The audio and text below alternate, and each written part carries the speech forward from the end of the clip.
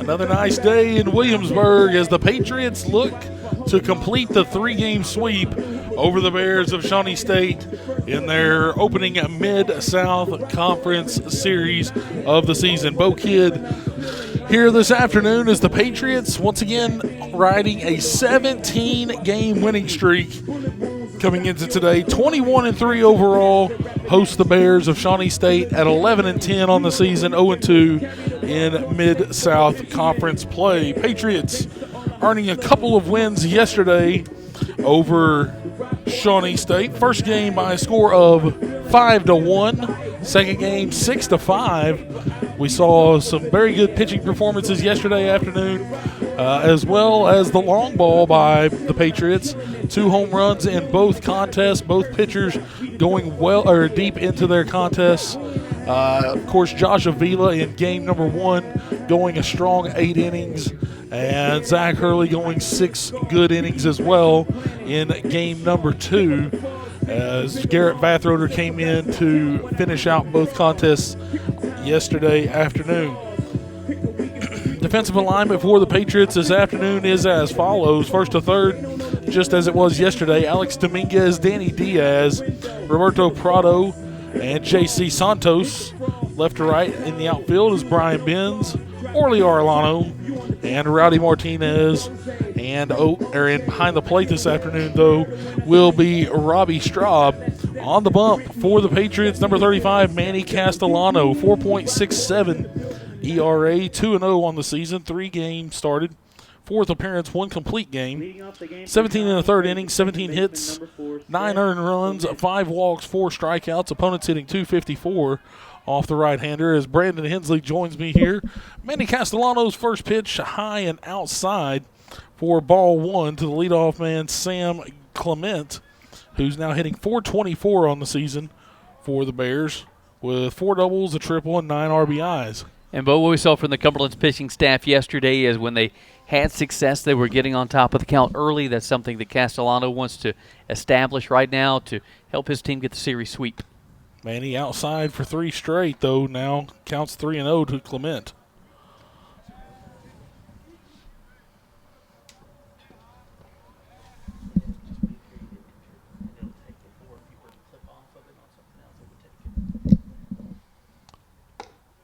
Four pitches and the walk. Clement trots down to first.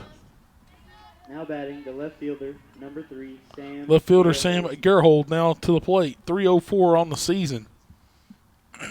3 doubles, 5 RBIs, 14 runs scored.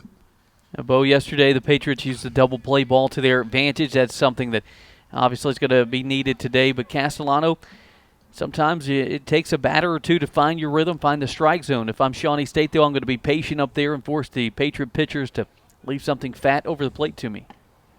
That one in there for a strike, counts 0-1. And to be quite honest, Brandon, I think Castellano, very much like Zach Hurley, is a lot better through the stretch than the windup. Yeah, some pitchers seem to do that stretch no matter if there's a runner on base or not. Bunt laid down. Santos gloves it over to first in time. Nice sacrifice bunt there by Gerhold as Clement made a round to try to go to third possibly, but they were able to hold him up at second. So sacrifice bunt into the books on the 5-3 put out. Puts one away. Yeah, bunting yesterday, Bo, was something I thought we'd see a little more from Shawnee State in a couple of situations. They didn't do that. It came back to lead to no runs in a couple instances for them, but I think today we'll see Shawnee do a little more small ball, try to salvage a game out of this series. Dalton Phillips at the plate now for Shawnee. Pitch in there on the outside corner for a strike. Counts 0-1. Phillips, .333 hitter on the season. Came up with a long ball of his own last night in game number 2. That was in the 7th inning. It cut the lead down to 6-5 before Vathroder was able to finish it out. Yeah, that pitch was a mistake pitch by Vathroder, and we'll go through it here in a moment. But swung on, fouled off. Well, what just happened there? Castellano was approaching him outside. You see a guy in Phillips. He's a pull hitter. He kind of steps out when he swings. If you come into his wheelhouse, he can make you pay. We saw that last night with Vathroder. So if I'm any pitching staff, whether it's Castellano or any Cumberlands pitcher, I'm going to attack outside. If I'm going to come inside, it's going to be low and inside. I'm not going to pitch into his wheelhouse. The 0-2 breaking ball fouled off to the right side out of play. We'll stay at 0-2. As nice part about today for the Patriots is that they don't have to worry too much about their bullpen depth. They have everyone basically at their disposal here this afternoon, except maybe barring the two starters yesterday, Avila and Hurley, along with maybe Vathroder. They've basically got a full bullpen. 0-2 delivery from Manny. Outside and high, ball 1. And I don't think you'll see Phillips chase a lot on the outside. What you have to do is you have to nibble at that corner and try to get him looking. Because he's not really going. That's not his pitch he wants to chase after. A ball and 2 strikes. 1 down here in the first. Pitch from Castellano is a breaking ball. It's flown into right field. Martinez comes up, makes the grab. Clement is going to tag and come to third on the fly ball. But 2 away now, runner at third. Yeah, it's a good play by Rowdy Martinez. And since game 1 from yesterday's over, we can be a little honest. We went back and looked at the video, and we saw that Martinez did not catch that baseball in yesterday's game, but it was credited for a catch. Sometimes you have to go with the breaks you're given. Absolutely. Shawnee did that in game 2 yesterday in the 7th because we went back and looked at that. And once again, Brandon, anything that I've ever learned in baseball, I don't know where that pitch was, where it missed for the opening pitch on Phillips yesterday, because that was the strike. The at-bat could have led to a home run still. Could have. You don't know, but sometimes that first pitch, when it's there and it says it's not there, it could throw you off as a pitcher. But another big break was we went back, looked, and Britton Elmore was definitely safe. Oh, no question. At the plate on that tag up from second base. He came in to score. Popped up on the right side, and Dominguez will track it down. Gloves it, out number 3, and the inning is over. The Bears strand 1 90 feet from scoring. We go to the bottom half of the first inning. We're deadlocked 0-0 here on the UC Sports Network.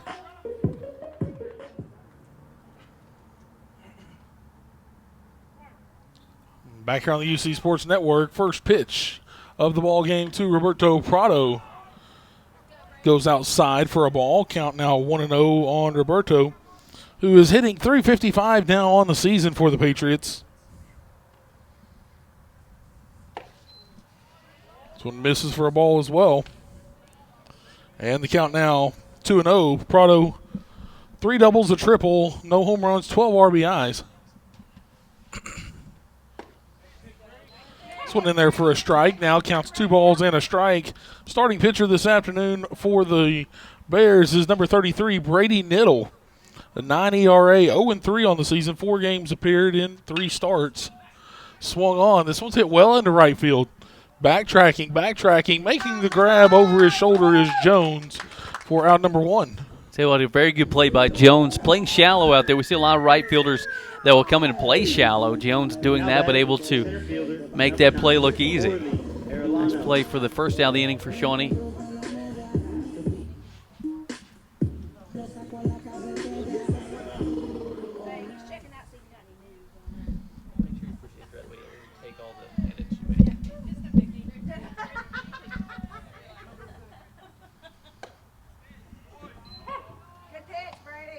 With Arlano at the plate. Hit a home run in yesterday's game. Had kind of had a quiet series before that, though. Orley now with a 1-1 count. On the season, though, batting .400 now for the Patriots. 4 dingers, 17 RBIs, 28 runs scored, leads the team. This one misses outside, ball 2. The Shawnee starting pitching staff has not been terrible. They've done a pretty good job. Ran into a couple of rough innings, but I think there's some positives for the Bears when it comes to starting pitching. Right now, offensively, I had some issues scoring runs, but that just goes to, I think credit there goes to the Patriot pitching staff. This young man is one that the Patriots have seen before, though, in the past. I believe we were discussing it earlier, Brandon. I believe this young man pitched against the Patriots in the opening round of the Mid-South Conference tournament last season in the play-in series. Came in relief after the Patriots had jumped up 7-0, came in through 3 2/3 innings of scoreless ball, actually, against the Patriots. This one popped up on the right side, and under it is Boggs making the grab in foul territory, out number 2. Rowdy Martinez coming to the dish. First pitch, swung on and missed, strike 1, as Rowdy was tardy on that one. He's hitting .426 on the season now with 6 home runs, 29 RBIs, 17 runs scored. The 0-1 swung on. This one's hit well in the left. Lost that one. Is that ball gone? Ball's way gone.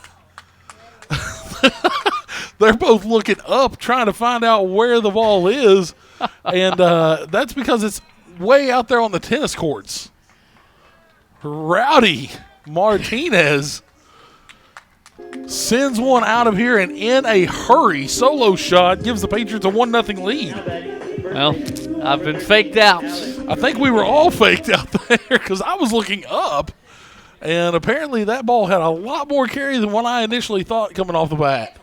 What if they would have done that during, like, Hank Aaron or Barry Bonds' 56th home run, kind of take away from the moment there. 7th home run of the season for Martinez. This one is foul, and the count's 0-2 now here on Alex Dominguez. Man, I want to get that back. I was following that one okay, then the left fielder deked me. I was like, all right, this guy's going to catch it, but.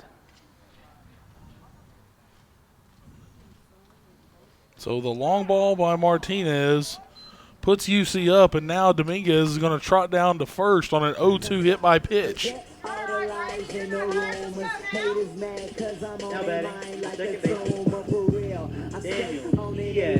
Danny Diaz now comes to the dish for the Patriots. Diaz, 392 on the season now. He has 3 home runs, 18 RBIs, 21 runs scored. Was that now for the Patriots 5 home runs in the series? 5 in the series, yes. Still have 8 1/3 innings left to play. Swung on, grounded to the left side. It stays fair. Throw over to second in time, 5-4 on the fielder's choice. And this inning is over, but the Patriots on the board on a solo shot by Rowdy Martinez. UC leads at 1-0 here on the UC Sports Network.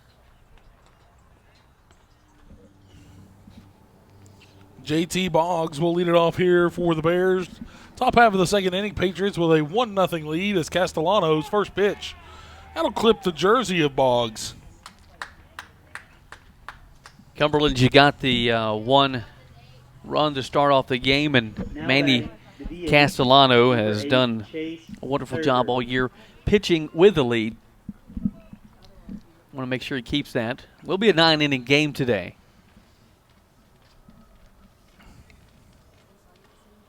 Pitch by Castellano in there for a strike to the DH here this afternoon for Shawnee State. That's number 8. Chase Thurber, who's hitting 200 now in the season, 3 of 15. He went 0 for yesterday afternoon. I believe it was 0 of 8 yesterday afternoon in the 2 contests. That one's cut on and missed for a strike. Counts now 0-2. Yesterday, I don't know that we saw a Patriot move to first base. Swung on. This one's lifted into right field. Rowdy's lost that one. Now he picks it back up. I think he was trying to deke us again. Okay, I think interference was called, I believe. Interference? Everybody's going to be safe. What was the interference call? Was there an interference on Straub's glove, or maybe did Now batting, Dominguez get in the way of the base runner? Blake Marshall. Did somebody impede a base runner? But yeah, that's one thing. Well, we never get the full explanation up here. No.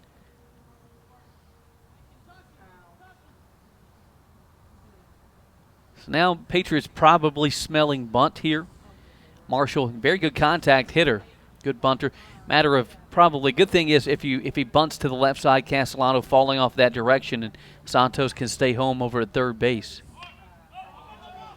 Popped up. This one fouled back, and the count is 0-1. This is the shortstop, number 5, Blake Marshall. He's hitting .273 on the season with a double and 3 RBIs, scored 9 times.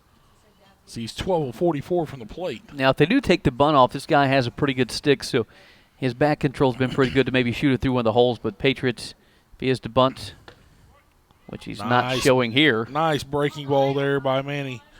Takes the count to 0-2. See, so many teams do that. They don't get the first pitch bunt down, and they bail out of the call. And Shawnee, I think I stay with it. Not now, of course. Castellano's pitch just missing off the corner for a ball. Counts 1-2. Yeah, Brandon, I think me and you, though, are very much traditionalists and are very – and I think part of that is because of our National League loyalty as well, though. Because we are accustomed to seeing more small ball than we are anything. Well, obviously we're not up here second-guessing or criticizing. Oh, no. But just to be clear, when something like that happens, now it's easy to say, well, you should have stayed with the bunt. But I think one of those – at baseball, like a lot of sports, if you play the percentages, baseball more than most, I think you're going to be successful. Swung on and missed by Alex Medina for a strike. Counts now 0-1 as Marshall went down on strikes. And that was another thing, too. You play the percentages lefty-on-lefty matchup. I'm taking the pitcher most of the time. The 0-1 swung on, fouled off. Count quickly 0-2 now here on Medina, who's hitting .261 on the season with a double, a triple, and 6 RBIs. Still, I want to find out what that call was that allowed the runner to be safe at first base. The 0-2 from Manny. Tries to gas him. This one's fouled off, and the count remains at 0-2. And Medina's bat seems to be just getting a piece of it. If I don't know if I slow it up, if I'm Manny, or if I try to heat him up again. Manny's got a little pop on the fastball. He can hit the mid-80s. Goes breaking ball and a beauty. An absolute beauty as he freezes Medina at the plate. Strike 3. 2 strikeouts in the inning. Still 2 on for the Bears. Number 11, Christian Helton. You know how beautiful that one was, Bo? If we were playing Monopoly, yes, that would win $10. For the beauty contest winner. How about that? I thought the beauty contest winner got $15. Maybe in your Bush League Monopoly, but we gave out $10 if you were the beauty contest winner. Christian Helton to the We've plate. done it, but we've brought in Monopoly to a baseball broadcast. Yes, they said it couldn't be done. We did it. We've brought in a lot of things into broadcasts over the last 10 years doing this. Now, did you guys spice it up and put a little extra when you passed go? Or if you landed on free? If you landed on go, then we spiced it up a little bit. If you landed on go, you got double. You didn't just get 200, you got 400. We did this thing where if you landed on free parking, you got all kinds of big pot that was in the middle, and I forget how we determined that. We always did that as like the bail money that you paid. I think that's everything that you had to pay in or whatever went to a pot in the middle, and if you landed on free parking, you got it all. See, not only do you get baseball knowledge on this broadcast, sometimes you get some Monopoly. Great board game knowledge. 3-1. Strike 2 called as Helton had already flipped the bat back, thought he was trotting down to first. It was a good bat flip, though. I'll give him that credit. But pitch from where the strike zone's been, that had been a little bit low. So if I'm Castellano, I'll try to hit the same spot again. Runners on the move, payoff pitch, swung on. This one's hit well in the left field. Benz back, and it's going to be over his head and off the base of the wall. 1 run scores. There'll be a play at the plate, and he's safe at the plate. It's a 2-run double for Christian Helton, and the Bears have taken the lead here in the top half of the second, 2-1. Looking back on it, maybe a walk wasn't such a bad thing there.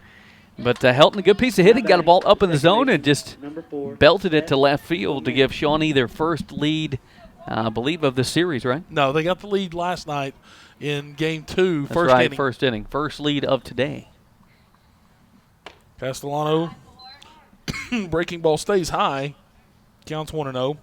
As Seth Clement comes to the plate, 0 for 1 walking his first time up.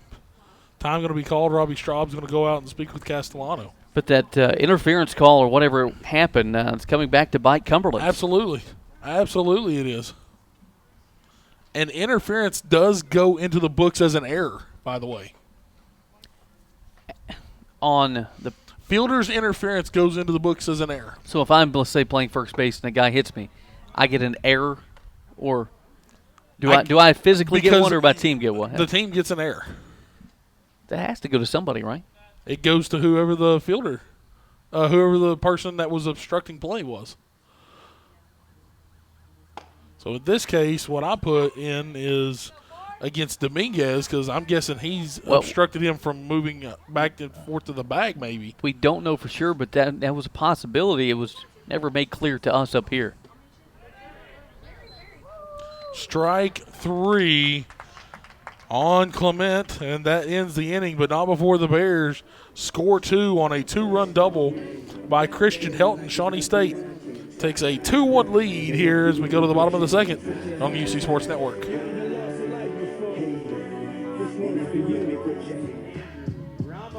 Andrew Ramos coming to the plate here for the Patriots. And this young man in the DH spot this afternoon for the first time this season. And it's hard to pull him out of the lineup, though. Of course, he's replacing Reed Spada here this afternoon. But hard to pull the bat out of the hands of Andrew Ramos currently. 325 on the season. 2 home runs, 14 RBIs. But his on-base percentage right now sitting at a silly 480 for a catcher. This one in there for a strike count evens up 1 apiece. Yeah, Ramos in there today. Reed Spada, some injury protocol going through right now, so Ramos getting the nod. Swung on and missed strike 2. Ramos chasing after that breaking ball. I had a chance to talk to Andrew before the game, and he said that it's been refreshing playing baseball here in Kentucky. It's just things that seem a little more slowed down, slower pace, and he's able to really focus on the game and enjoy it. Said in California it can be a little sped up, and it's a rush sometimes out there. It's like everything's a little faster. Yeah. Everything seems like it's in a different gear when you're in a bigger area like that. 2 balls, 2 strikes from Niddle, the pitch.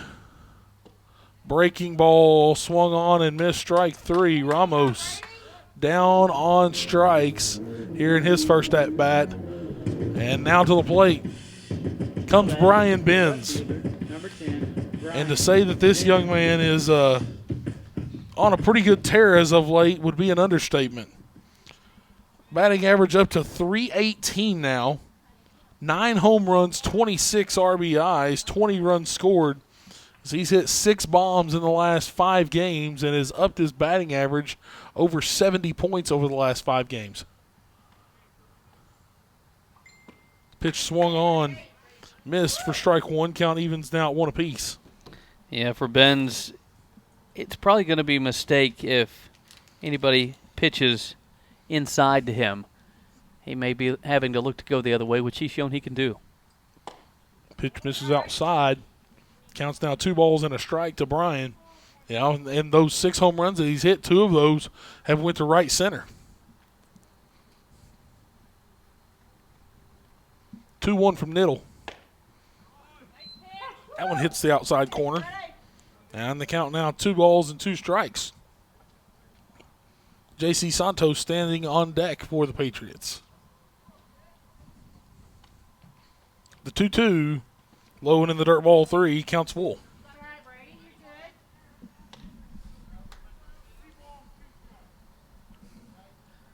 Let's see if Niddle chooses to challenge here. He's had success with that breaking ball. If I'm him, I may stay with that. Time going to be called by Benz. Unless you think you can sneak a fastball by Brian. Nobody snuck one by him in over a week. I'll say that much. The payoff pitch. Swung on, hit to the right side, out of play. It looked like he did try to sneak one by him, but Brian able to fight it off and have another life at the plate.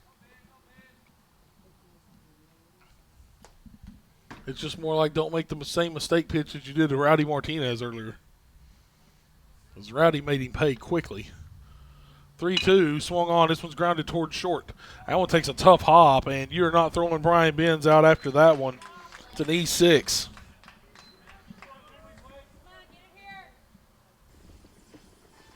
As Marshall misplays that ground ball, puts a man on with one down now for the Patriots. And J.C. Santos coming to the plate. Yeah, watching J.C. and BP today, he was able to turn on a few balls and hit a few out of the yard. The wind actually in the favor of J.C. today, blowing straight out to right field. Santos on the season, a .274 hitter. He has 3 home runs and 16 RBIs. Brandon, everyone in the lineup, barring Straub and Prado, multiple home runs now in the season. Yeah, definitely a power-driven Patriot lineup. Not as many extra base hits as you'd think. All of them have been home runs, basically. They've had quite a few doubles, but matter of fact, everyone has everyone except for Straub and Santos have at least 3 doubles to their credit this season. How many doubles compared to home runs on the season? Oh, yeah, now, just okay. Curious. I'll have to add that up here for you in a moment. This pitch misses outside, ball 1. Because typically you take doubles all day, but this lineup, I don't know. I feel like home runs could be the main 27 doubles in this lineup plus 4 triples. So let's say 31 extra baggers right there on doubles and triples. 1-2 pitch to Santos, misses inside, ball 2. Count now evens up at 2-2. That's a great job behind the plate there by Medina to prevent the base runner from moving up 90 feet. 30 home runs in the lineup today. So definitely more home runs than doubles, but you had the triples. But still, it's getting the job done. Yeah, it is. It's flat getting the job done, and now Santos has battled back to go full.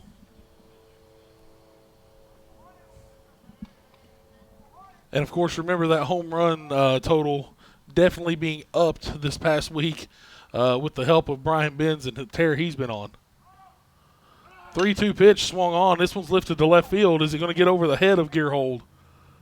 Does not. He catches it backtracking all the way to the warning track, and Benz will have to return back to first. Gearhold's played a very good left field so far in the series. Made some nice catches. Faked out everybody with a and one move. Now batting, number 37, Robbie. Comes Robbie Straub to the plate, and you called his first extra base hit of the season last week. You know why I did? Because every time he came up, I said it. 355 hitter, though, on the year is Robbie. With that lone double, 5 RBIs, and 11 of 31 from the plate. This pitch, low ball 1.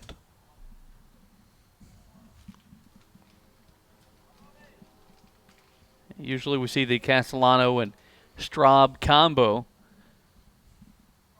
No different here today. 1-0. Misses outside, ball 2. Brady, you got this, Brady. Come on now. Nice afternoon for baseball here in Williamsburg. Trying to get this series in before the rain comes over the weekend.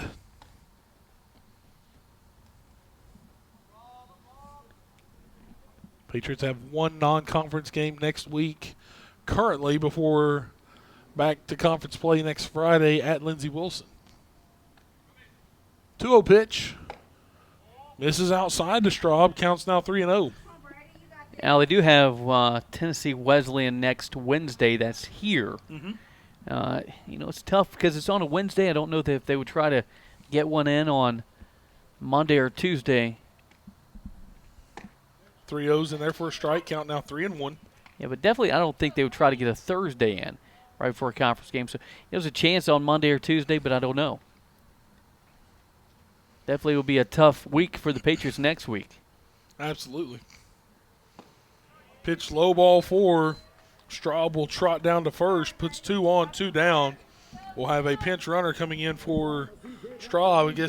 Courtesy runner in for Straub. That'll be number 44, Brenton Elmore. I was telling you, Bo, I saw Brenton Elmore. If he gets in at bat, he was put on a show in BP. That kid has got some major power. Just adding to many of the Patriots that have major power. Nice thing about Robbie, though, also is the fact that you can bring him in situations like this. He's got pretty good wheels as well.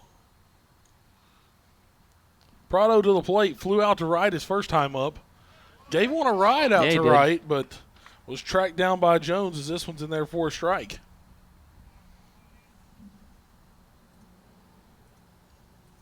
Didn't Prado have a game last year? I believe he had a couple of long balls. He did.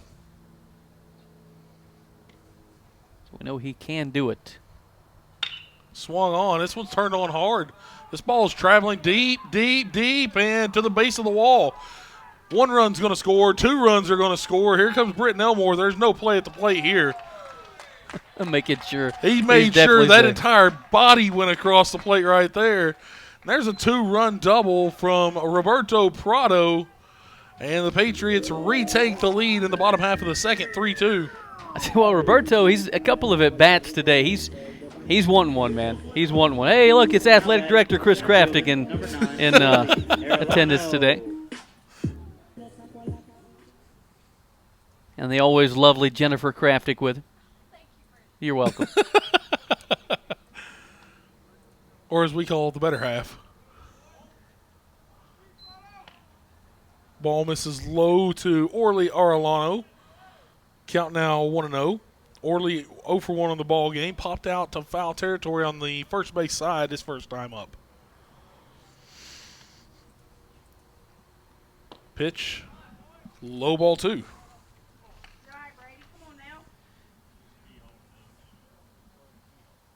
All this happening with 2 outs.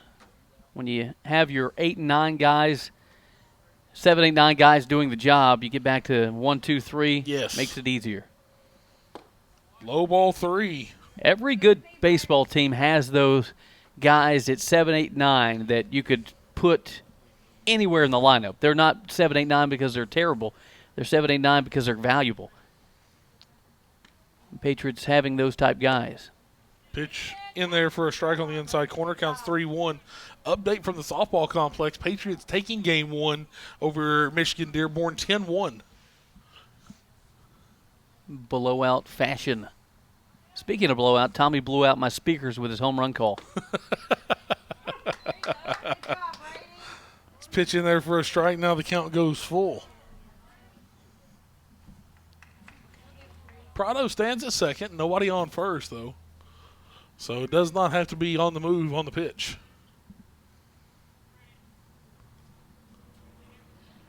Arellano digs in now. Payoff pitch. Outside ball 4. Niddle's gotten himself into some trouble. Had been pitching well, but now allowing some walks here and there. Pitch count going up as well. He's at 45 pitches now. We're not even through 2. And here comes Rowdy Martinez, who sent one out of this atmosphere, apparently, on his first hit of the game, a home run to deep left field. Apparently. We didn't see it, but that's what the rumor is.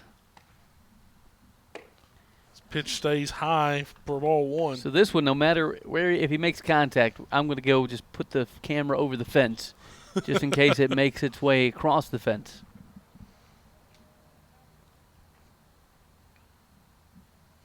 Prado at first, or Prado at second, Orlano at first. This one in there for a strike. Counts even at one apiece. You know, when you talk Martinez and Benz, those are two guys. They hit line drives for home runs. They can hit moonshots, but a lot of their home runs are line drives. Watch them in BP, just some of the shots they hit to center field. They go 20 feet in the air and 400 feet away. Rowdy takes a turn on this one. This one is out of play to the left side, and the count goes to 1-2. That one right there, Brandon, I thought it went off the handle. I thought he didn't get a good piece of that one. That ball traveled pretty good down the left side.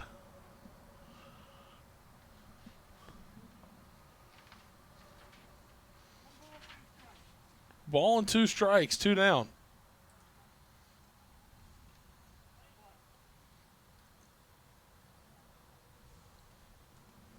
Middle comes set. The 1-2 misses well, low and away, ball 2. Count evens out 2 apiece.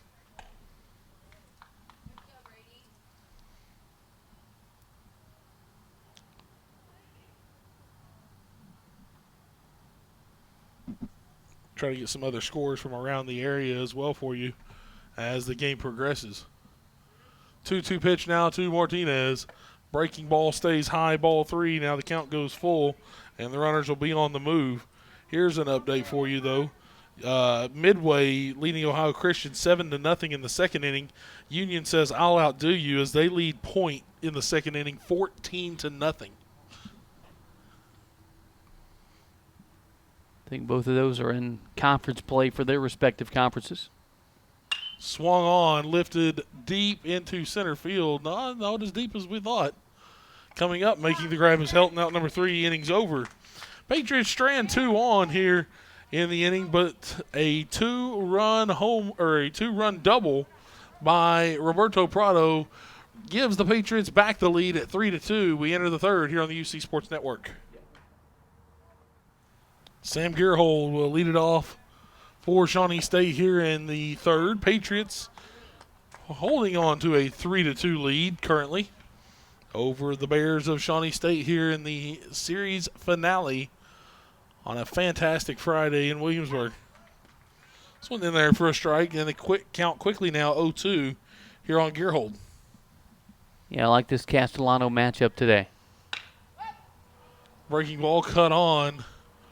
Hit into center field. Arellano tracks to his right, makes the grab in left center for out number 1. You know, the lefties in the Shawnee lineup, Castellano, he's not had a lot of starts where he's had 3 or more lefties. This left-handed pitcher, I think you probably lick your chops when that happens. First leadoff hitter that Castellano has retired thus far in the contest. 1 away. And the pitch to Phillips, low ball 1. Dalton Phillips on the ball game, 0-for-1, flew out to right his first time up. Pitch low ball 2. Phillips is the lone Shawnee State Bear with power. Has 2 home runs on the season. Other than that, it drops off 200% to 0. Pitch misses high, ball 3. Now counts 3-0. Lindsey Wilson and Georgetown just now getting underway in that contest here this afternoon. They played 2 yesterday and ended up with a split. 4-pitch walk in the books now to Phillips. Puts a runner on with 1 down. Yeah, when it comes time for conference play, you know, Coach Shelton knows that the winning streak will eventually come to an end. Just a matter of how long can they keep it going. It's not about the winning streak, but it's a nice thing to have. It's a nice thing though for the guys. You know, it's a morale and a team booster that you get on this kind of a run. But then whenever you get that loss though, is when you have to start turning around and making sure that everybody is back on the same page and ready to start up the next win streak. This one is blown back up the middle, base hit. Now 2 on with 1 down as Phillips advances to second. Jones now stands at first with 1 down. And ball lasered up the middle. Had Manny been the size of a normal human, maybe hits a kid. Manny, I'm short too. He takes that. He takes that in stride. JT Boggs to the plate. He was hit by a pitch his last time up. He swings at the first pitch, and he's going to put this one into the gap, base hit. Arlano's up with it. He'll fire it in, and they're going to hold at the cutoff man as the runners, as Jones does not round third to score. Phillips does score, though. It's a double into the gap, and now the game tied back up at 3-3. Yeah, ball left up in the zone, and something Coach Spurgeon, he's going to come out and talk to Castellano about that. Manny had been doing a great job of keeping his pitches low. He's elevated a couple, and they've put good composite on the baseball to tie this one up at 3. Jones now stands at third, Boggs at second, and the DH Chase Thurber is coming to the plate. He got on earlier in the contest due to that obstruction call.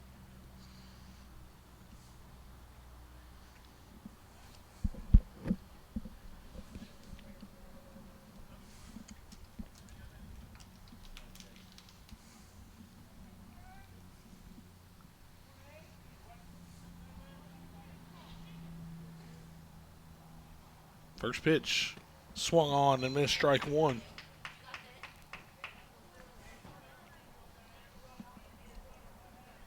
Shawnee starting to look much more aggressive, Brandon, at the early stages of their counts as they did back in game number 2 yesterday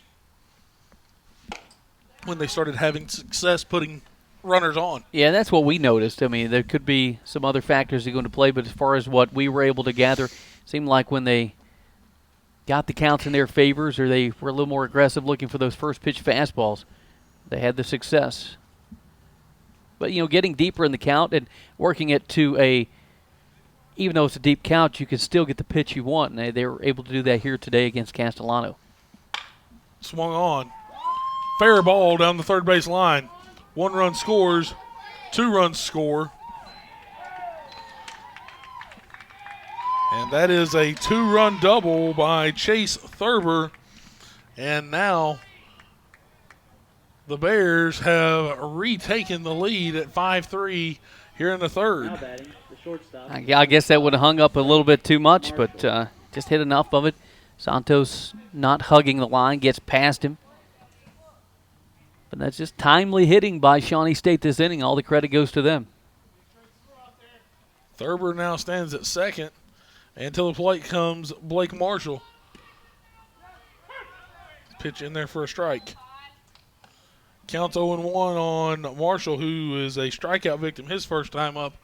And now some activity in the bullpen. That looks to be maybe Colton Easterwood.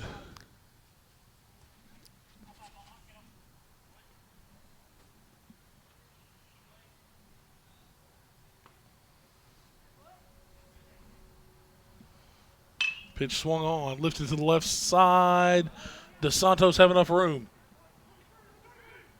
Yeah, what a play. Made the catch. Nice job made by Santos over in foul territory for out number 2. Yeah, I realized when he got to a certain point, there's no way you could have seen it. Luckily, my lens wraps around just enough to see that he made a great catch over there. Up to bat, the catcher, number 7, Alex Medina. Now the catcher, Alex Medina, coming to the plate. Medina takes first pitch low for a ball. He was a strikeout victim his first time up.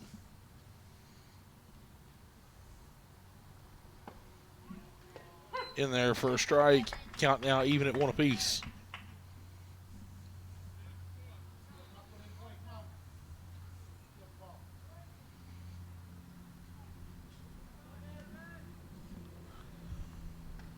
Time going to be called as Medina will step out.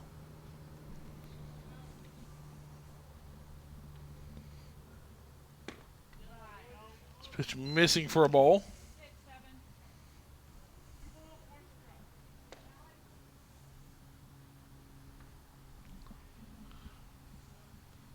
Two-one offering from Castellano. High ball 3, Manny. Staying upright quite a bit if you're watching there at home. I don't know if Brandon, if you saw that or not, but it seems as if he's not following through very well with some of his pitches. One misses low, ball 4 inside, 2 on now, 2 down in the inning. You know, Mandy's doesn't have his best stuff right now, but if you're Cumberland's, the goal is for Manny to at least finish out this inning. Now batting, the center Maybe you look to bring in fielder, Easterwood Christian Helton. in the 4th. But Manny, right now, the job is to get one more. Don't allow anybody else to come through. If you're Shawnee State, you want to do the damage before Easterwood comes in. Anthony Nichols comes in to run for the catcher, Medina. 2 on, 2 down. Christian Helton coming to the plate. Doubled to left back in the 2nd inning and drove in a couple of runs.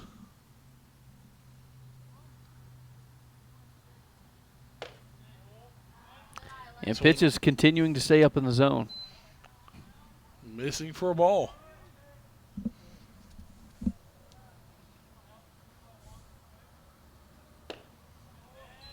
This one missing for a ball.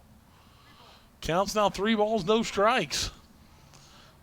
You'd hate for Colton Easterwood to have to come in a bases-loaded jam with 2 down. And That may be exactly what's going to happen, though. Yeah, that is unfortunately what's going to happen. Mandy just did not have his stuff today. Now it's going to be up to the Patriot bullpen and the Patriot offense to get Cumberland's the lead once again. With bases loaded, 2 away. Easterwood coming into a tough situation. We confirm, yes, it is Colton Easterwood. We'll be back when he's ready to go. Bases are loaded, 2 down. Bears leading 5-3, top half of the 3rd here on the UC Sports Network. Roll the lineup over. Seth Clement will come into the ball game now with the bases loaded. He's 0 for 1 on the day with a walk. Colton Easterwood coming in to pitch for the Patriots. 2-0 on the season with a 4.26 ERA. 1 start, 5 appearances, 12 2/3, 8 hits, 6 runs, 9 walks, 17 strikeouts. First pitch misses for a ball. The 1-0 misses low, ball 2. Yeah, strike zone right now is tough for all the Patriot pitchers to locate. And if you're Shawnee, you're going to take, I think, until you get at least 1 strike. With 2 outs, maybe you do go after that first strike pitch, but the 2-0 misses, ball 3. Wasn't sure exactly where that one missed. Maybe a little low. Maybe a little low and inside, but maybe. Now Easterwood has to just throw a BP fastball, get it over.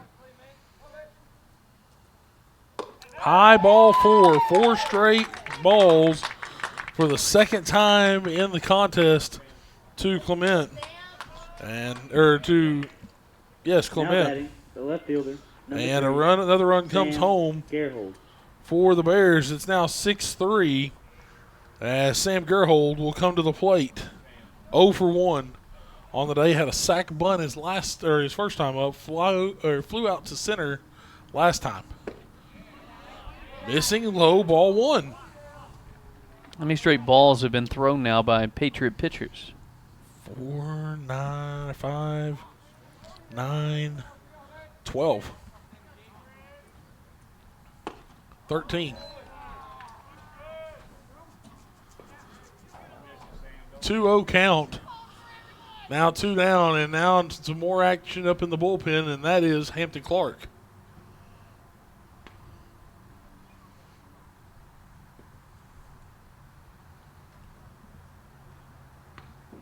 If you're Robbie right now, you just go out there and you just got to talk to him and say, all right, just calm down. Let's get this first strike in here, and then we'll build.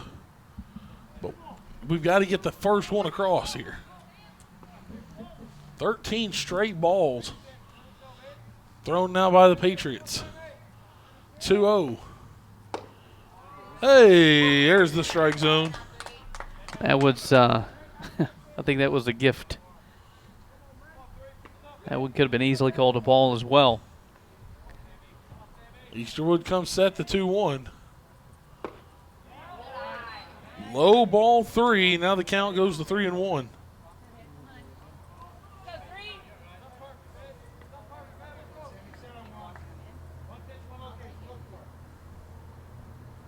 Easterwood comes set. Bears get their leads. Strike 2. Now the Bears will be on the move. Nichols stands at third, Helton at second, Clement at first. They've already scored 4 in the frame. The 3-2 delivery by Easterwood. Swung on, line right at Santos. He'll make the grab for out number 3, and the inning is over, but not before a 4 spot is on the board for Shawnee State in the third. We have completed 2.5. We go to the bottom of the third. Patriots trail 6-3 here on the UC Sports Network. Alex Dominguez will lead it off here for the Patriots in the bottom half of the third inning. He was hit by a pitch his last time up.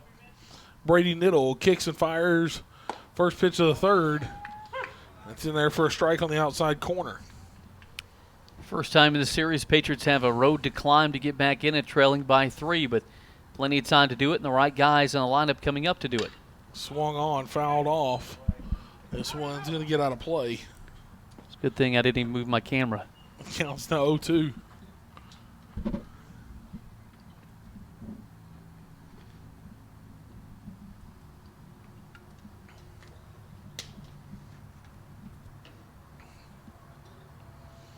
Dominguez, Diaz, Ramos due up here for the Patriots in the third. Niddle kicks, fires 0-2. Breaking ball. I think it was a little bit of a breaking ball. Maybe just took a little bit off of it, though. He challenged him a little high. Dominguez is down on strikes, out number 1. Yeah, put it up there for him to see it at a high level. Dominguez couldn't come up with it. Niddle doesn't have overpowering stuff, but when he gets in a rhythm, he's a decent pitcher for Shawnee. Danny Diaz to the plate. First pitch, low ball 1. Seen Diaz use the bunt to his repertoire. But right now, base runners any way you can if you're Cumberlands. Absolutely.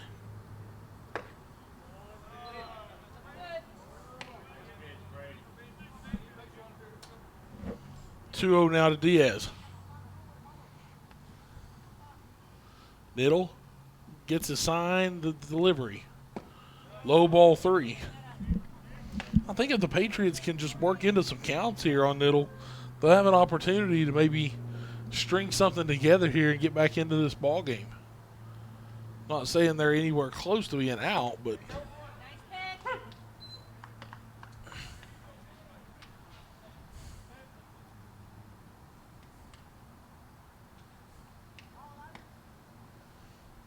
3-1, misses high, ball 4. 1 out walk issued to Danny Diaz.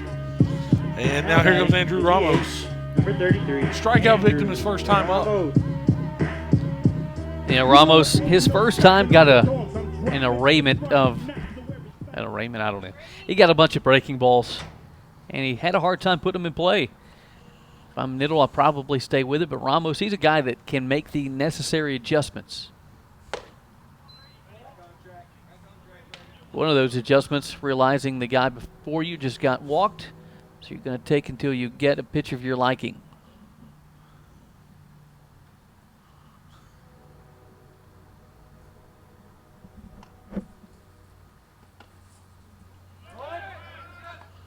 Ball gets away and into center field, but Diaz will hold it at second. It's a wild pitch to Ramos. Yeah, extremely wild. And now Ramos with a base hit here may be able to get the Patriots to run closer. It just really depends on where it's hit and how hard it's hit. Once again, the objective for Ramos is get on base. Move that guy over also, if you can do that.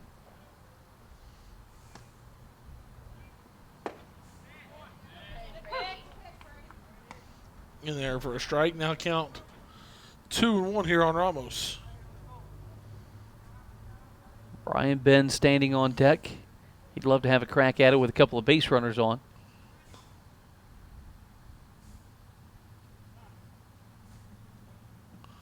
Time now called by Ramos. Brian Benn stands on deck.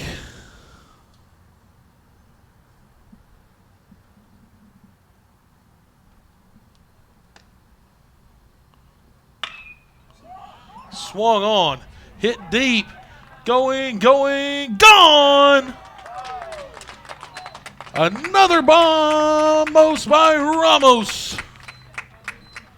And the Patriots have cut into the lead at 6-5 on a 2-run shot by Andrew Ramos. Another great at-bat by Ramos. Mentioned he was going to make some adjustments and clearly did. Got a ball up in the zone, able to turn on it. Now the Patriots 1 run closer, 2 runs closer, now trailing by 1. Left fielder, number 10. Third dinger of the season for Ramos. And now here comes to the plate Brian Benz. 0 for 1 with a run scored as he reached on an error back in the second. First pitch fouled back. One thing I like about Ben's not just a home run tear, but he has been putting the ball in play. You know, he's a guy that can be susceptible to strikeouts. Does have 21 to lead the team, but when he starts putting the ball in play, good things happen. He's at 500 over the last 5 games, with only 1 hit of his being a single base hit. Swung on and missed. Counts now 1-2 on Brian. I've never been disappointed in a single before until last night. Benz hits a single. Wow, that's all you got? I asked him after the game, I said, what's it feel like to have just a single bagger? We'll ask him after again right there. He torched that one back up the middle base hit. If to say that he is getting good composite on the ball right now is an absolute understatement. Brian Benz may be one of the hottest hitters in the country right now. Yeah, keep in mind that was torched. What was the count right there, Bo? 1-2. So it did have 2 strikes, and that's promising as well. Not only is he making contact with 2 strikes, he's getting 2-strike hits. This pitch swung on and foul tipped back by Santos. Counts 0-1. To say that having power on the team is not an important aspect is a lie. Cumberland's having the power. It gets you right back in a baseball game. Yes, it does. Yes, it does. You know, that could be the difference between 2 teams like this, Cumberlands and Shawnee State. Shawnee State just doesn't statistically have the numbers in the power category. You know, a series like this, the power numbers can be the difference.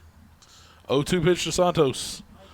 Swings and misses at 1 in the dirt for out number 2 as he goes down on strikes for the first time today.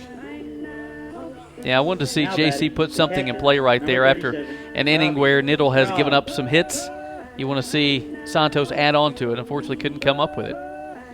We'll see if Robbie Straub can keep the inning alive. He walked his last time up as Niddle now up to 70 pitches, and we're not out of the third. Pitch to Straub in there for a strike.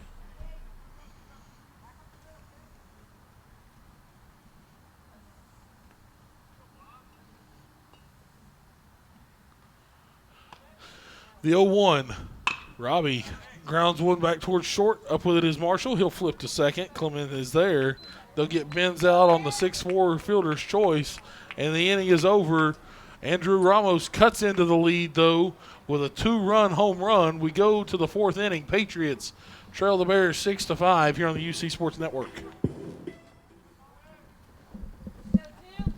Dalton Phillips will lead it off here for the Bears. Top half of the 4th inning. Shawnee State leading the Patriots 6-5 here in the here in the series finale. Bo Kid Brandon Hensley here with the call as Phillips swings and fouls the first pitch off from Colton Easterwood, and the count's 0-1. Easterwood, nice breaking ball there for a strike. Counts now 0-2. Once again, the way Phillips steps out, if I'm Easterwood, I recognize that, and I'm going to throw him another one of those beautiful sliders across the plate. Strike 3 called. Phillips will go down on strikes for out number 1 in the inning. Nice job by Easterwood there, just pounding the outside corner. And a nice hook there to get it to break across. Easterwood, good recognition. So I was mentioning, came in a tough spot, bases loaded, took a batter to find the strike zone. But this could be a game where Easterwood comes in the third inning. He may be the pitcher of record still in the 8th or 9th inning because he's still pitching. Correct. Check swing, he definitely went through. That's a tough one. As a hitter, you're just trying to defend yourself and swing, and then you forget that still have a bat in your hand. You go through the motion. Counts now 1-1. Nice pitch. Another nice breaking ball. Count now goes to 1-2. If he gets that pitch working like he is, right, it's unhittable pitch. Especially for a right-hander. Yeah. Went for it again this time. Just a little too far outside. Count now even to 2-2. What he did right there, Bo, he took just enough off of it, didn't snap it as hard over to make it look enticing, but he's going to have the hitter reaching for it. 2-2. Just missing low ball 3. Count goes full. And he's trying to freeze him at the knees with a heater. What about freeze with a heater? Is that even possible? Only in baseball, right? Possible? Swung on, grounded to the left side. It's going to get foul, and the count stays at 3-2. I guess that's the only sport where you can freeze someone with some heat.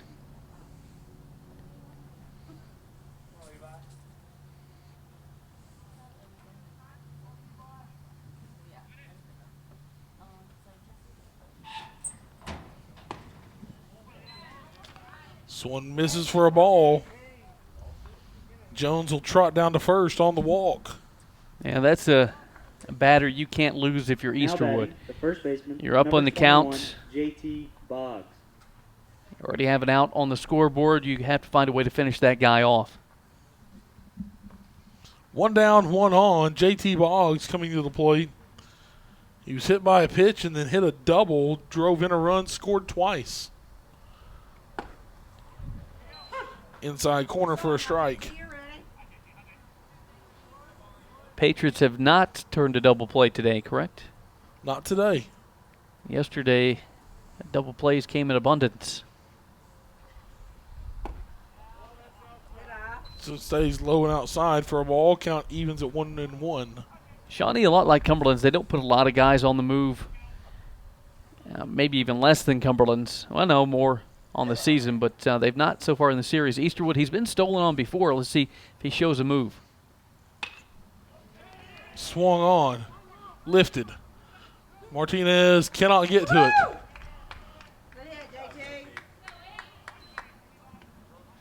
It's a single into the Bermuda Triangle in shallow right center. Now 2 on and 1 down. The DH, number 8, Chase Thurber.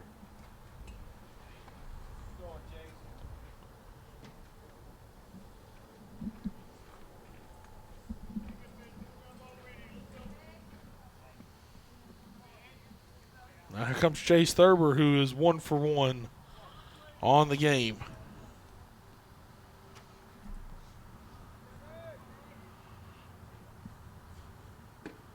Got on due to the catcher's interference.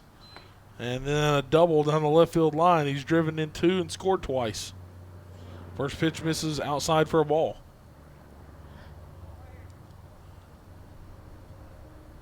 Easterwood kicks, delivers.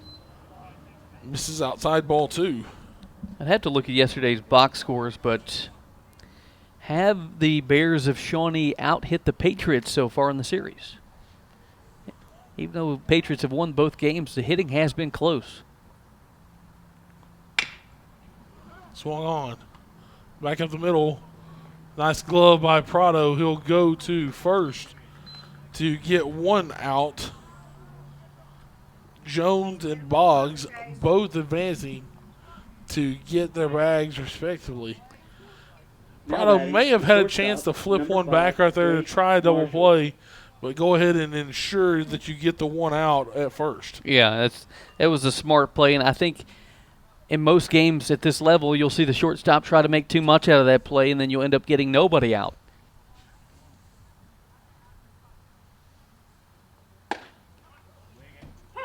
Easterwood with great pop on that fastball. Absolutely it was. It counts 0-1.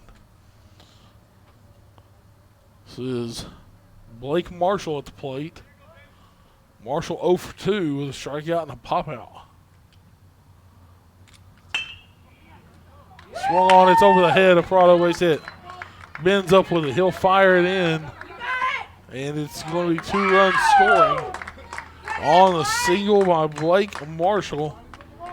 And now the Patriots lead 6-5. I tell you what, Marshall has been just a tough out all series for Shawnee State. Now with a 2-run base hit, that 3-run lead for Shawnee.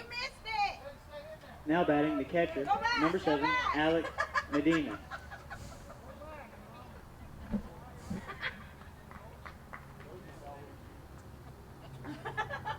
Now see how Colton Easterwood can get out of this inning. 2 outs, runner at first base.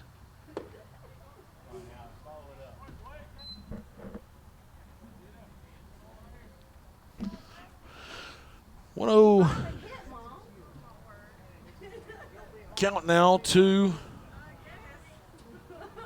Medina. So misses for a ball, counts 2-0. You said Hampton Clark was in the bullpen earlier. Yeah, nobody there now. And Patriot pitching staff has elevated the baseball too much for my liking. As a Cumberlands fan, if I'm a Cumberlands fan, I need them to keep it down a little bit more. 2-0 pitch swung on. It's going to be fouled off out of play. Counts 2-1.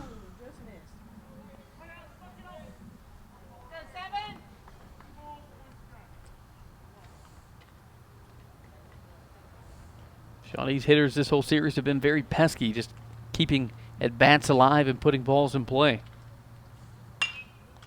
Swung on, lifted back out of play. Again, now it's 2-2. That one just hit the trailer.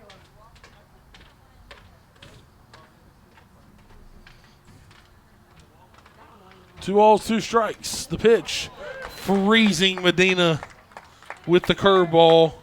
Out number 3, the inning is over. 2 more runs score, though, in the 4th here for the Bears. We go to the bottom half of the 4th, 8-5. Shawnee leads the Patriots here on the UC Sports Network. We roll the lineup over bottom half of the 4th inning. Patriots trailing 8-5 here to the Bears of Shawnee State. And to the plate comes Roberto Prado. He's 1 for 2 with a double and a couple of RBIs. Giving the ball 2 good rides, though, today out to right. First pitch misses outside for a ball. Yeah, had the big hit his last at bat. And while we were looking, Shawnee's out hit the Patriots 21-19 so far in this 3-game set.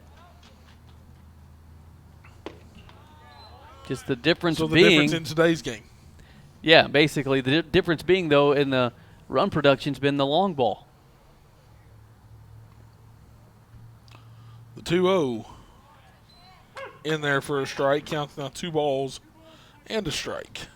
If you're Cumberlands right now is where you focus in and you have to try to take the lead in the next couple of innings. Swung on. This one's hit well to the right side and making.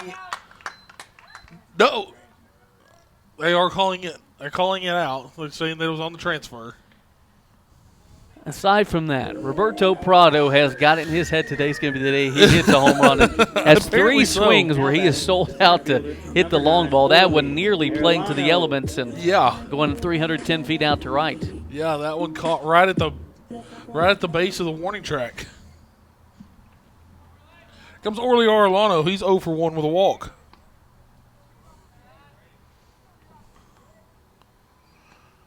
First pitch to Orly. In the dirt ball 1. We've not seen a Patriot bunt attempt for a base hit yet today. Not yet. Give it time. Swung on, foul back, out of play, counts even at one apiece. Generally, though, Brandon, the person that you see doing that is not in the lineup today. That's Reed Spada. Well, Spada, Prado, Orlando, and Diaz are guys that you would imagine doing that. But, yeah, Spada not in there today maybe to give him that spark. But Ramos is in there, and he gave him a spark with a – Pamos. Yeah, his third of the season. But no, Reed just seems to be the guy that always ends up starting the bunt party. Swung on, drilled back up the middle, base hit. Nice swing there by Orley. Getting a good piece of that ball and sending that one straight into center field, base hit. Yeah, another nice piece of hitting from that young man, Orley Arellano. Now Cumberlands, you want to try to get at least one this inning. You have the guys coming up to do so. So you got the heart of your order coming up here as well. Here comes Rowdy. 1 for 2. Solo homer back in the first. Low in the dirt, ball 1, and as soon as that ball hit the dirt, Orley Arellano was on his horse and gone.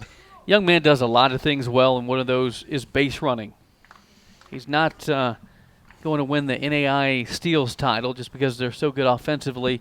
You don't need to take the chances on the bases, but he could easily have over 20 by the time the season's over. 1-0 count now, 1 down as Arellano now stands in scoring position. Pitch to Martinez. Inside ball 2. Arellano, we saw him read that wild pitch. With him on second base, now a base hit should bring home a run. Yes. He has great speed. Unless it's just absolutely lined right at someone. Which is also a great possibility with Martinez at the plate. Rowdy stands in. Arellano gets his lead at second. This one's in the dirt, ball 3. Nice job, though, this time by Medina of knocking that one down in front of him. Now the count's 3-0. You have a bag open at first if you want to put Martinez on, but then you put on a runner at first and second with 1 down, and both of them with good speed. Yeah, I'm putting Martinez on. I'm taking my chances with Dominguez. However, that doesn't mean I like my chances with Dominguez. It just means so far in the series, Alex has not had his best series, but he's still a guy that you want up there because you know he can produce. Oh, absolutely. Tying run now at the plate in the form of Alex Dominguez. He's 0 for 1 on the ball game. Was hit by a pitch back in the first. Time going to be called. There's now some activity up in the bullpen for Shawnee State. I believe Dominguez did have a, was it 2-run single yesterday? That was the yesterday, first game? and that was in game number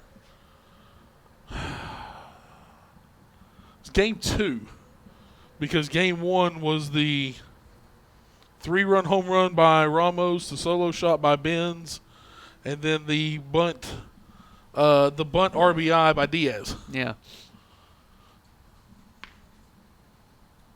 It's just ridiculous that we remember that easily. But, yeah, Dominguez. We've done baseball here a long time, Brandon. And last year's team was a special team. We saw them go from we saw them making the progressions each year to get where they were at. And this year's team, you want to see them take it a step farther. I tell you, they have the tools to do it. And it's games like this, I believe, they'll get them ready for tournament-style play. Saw that team last year go 43-17, the second most wins in a season in school history. First pitch to Dominguez is low, ball 1. Even though it's low, that's a pitch that he likes to go after. Absolutely. So if he sees it again, he may take a hack at it, and it may be the one that ties the game up. Niddle looks in for the sign, comes set. This one's low, ball 2. Now Niddle starting to struggle finding the strike zone himself. 86 pitches, 41 for balls, 45 for strikes.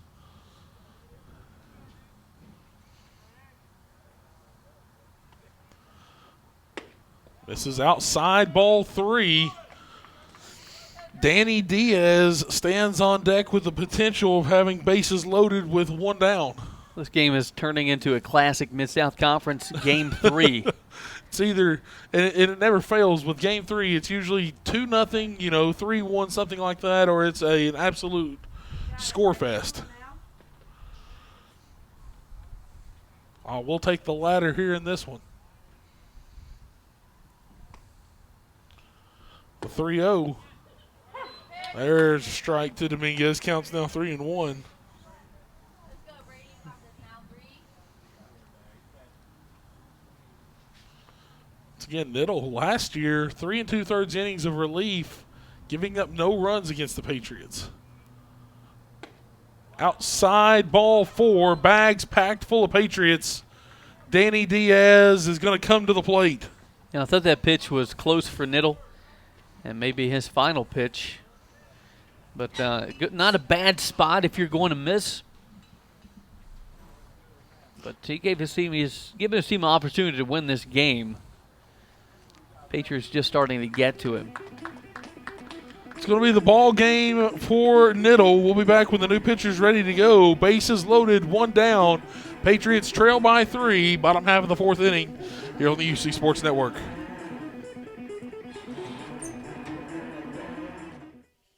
Tyler Arthur comes into the ball game, and he has inherited a tough situation here for Shawnee State. Bases loaded, 1 down.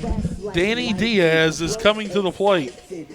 Arthur did come in and pitch an inning yesterday. Gave up 1 hit, struck out 2. That was in Game 1 of yesterday's contest. I believe he may have actually came in Game 2 as well. First pitch to Diaz in there for a strike. And the count is 0-1. Diaz 0 for 1 in the ball game with a walk and a run scored. Also reached on a fielder's choice. The 0-1 swung on, lifted to the right side. This one is foul. Count now 0-2. Diaz, pretty good 2-strike hitter. Patriots, you can't do one thing, and that's hit into a double play here. The one thing that you desperately do not want if you are a fan of the Patriots. Diaz with an 0-2 count. The pitch, outside ball 1. Cumberland's though in a good opportunity, great opportunity here with bases loaded, only 1 away. Trailing by 3, they need to try to get at least 1 this inning. They'd like to. Swung on. This one is lifted to the right side. This one's going to get down in fair territory. Base hit. 1 run scores. 2 runs score. And that is a 2-run double for Danny Diaz. It's 8-7 as Jones absolutely laid out for that one in right field, and that one dropping just inside the foul line for a double. I'll tell you what, Danny Diaz was he got a pitch that he couldn't do much with, and he knew that. He knew if he just got a little bit on it, that's what he was trying to do, is push it that way.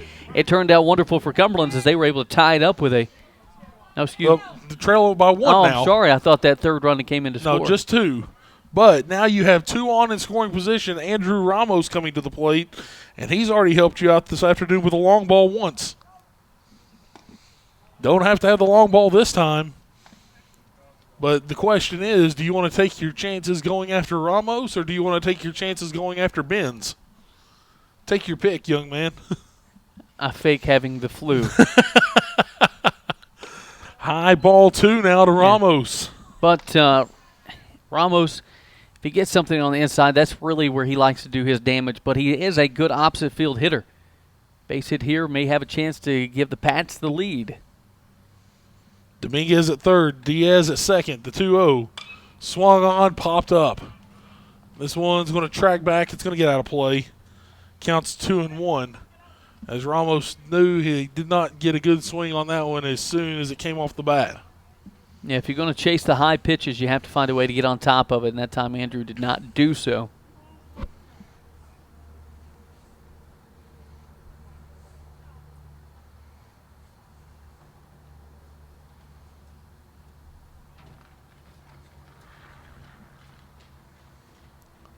The 2-1 pitch.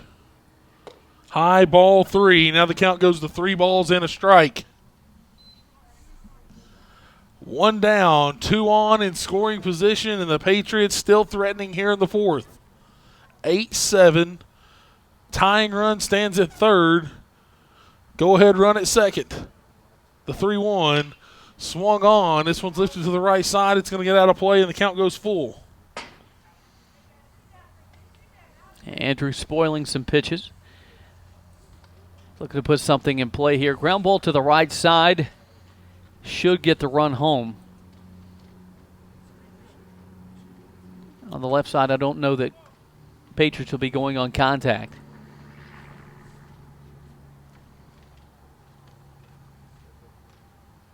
Foul pitch swung on. Hard shot to the third base side.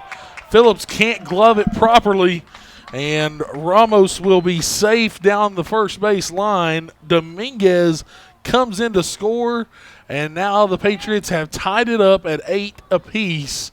2 on, 1 down, and Brian Benz coming to the plate as that's going to go down as an E5 on Phillips. So Cumberland's doing exactly what they needed to do. They came back to answer this inning. Now you have Brian Benz at the plate with 1 on. Yes, 2 on. There we go. I found our guy behind the umpire. Brian Benz, I think, would love to have that pitch back. It looked like that he was one breaks in for a strike. It looked like he was going to trigger on that one, but laid off. He sees that pitch again, I guarantee he triggers. And he did. This time he comes up empty-handed. A little lower. Yeah, looked like that time more of off speed, but Ben's last at bat, 2 strikes. He was able to put the ball in play and get a base hit out of it. That's what I'm looking for from the Patriots. I want him to put something in play right now. The 0-2 pitch to Benz. High ball 1. Same count when he hit that line shot right back up the middle. 1-2. It's just a matter if Arthur makes a mistake or if he's able to hit his spot. Arthur's going to come set. The 1-2. Challenged him, and Ben sends it on a ride. See ya! Brian Benz with a 3-run shot gives the Patriots an 11-8 lead. Another home run for Brian Benz, his 10th of the season, and now 7 in the last 6 games. Stop it, Brian Benz. You're silly. What about that? I feel like it's Groundhog's Day. Bill Murray wakes up every day, the day's the same. That's 6 straight games now for Brian Benz. Stupid. Can you believe that? Just absolutely stupid, the zone that this kid is in right now. Not only did he put the ball in play with 2 strikes, he drove the baseball out of the yard with 2 strikes.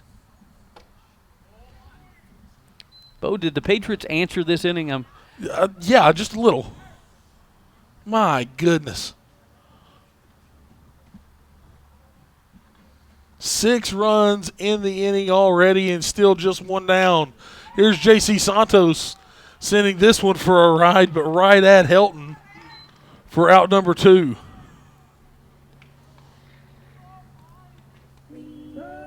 Did this inning start with a walk? Sorry to make you do the extra work. No, it started off with Roberto Prado nearly hitting one out to right field. As far field. as the first base runner, was it a walk? No, it was a single by Orley up the middle. That's right. But just, the starts of the innings are so important, but now the Patriots, a 3-run lead. Wow. Here's Robbie Straub. Takes first pitch for a strike. Robbie 0 for 1 on the ballgame with a walk. Has reached both times, though. Fielder's choice the other time. Pitch low, ball 1 count now evens up 1 apiece. Patriots have scored in every inning thus far. A 6th spot here in the 4th. I don't know that 11 runs will be enough to win the game, though. Anything you can do, I can do better. That's exactly what the Patriots are saying right now.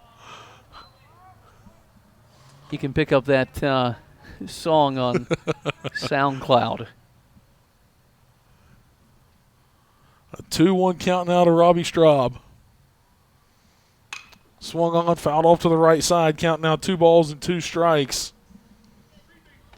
3 more Patriot home runs. Jeez. The late Earl Weaver would be proud. If you don't know who that is, shame on you, but Google him.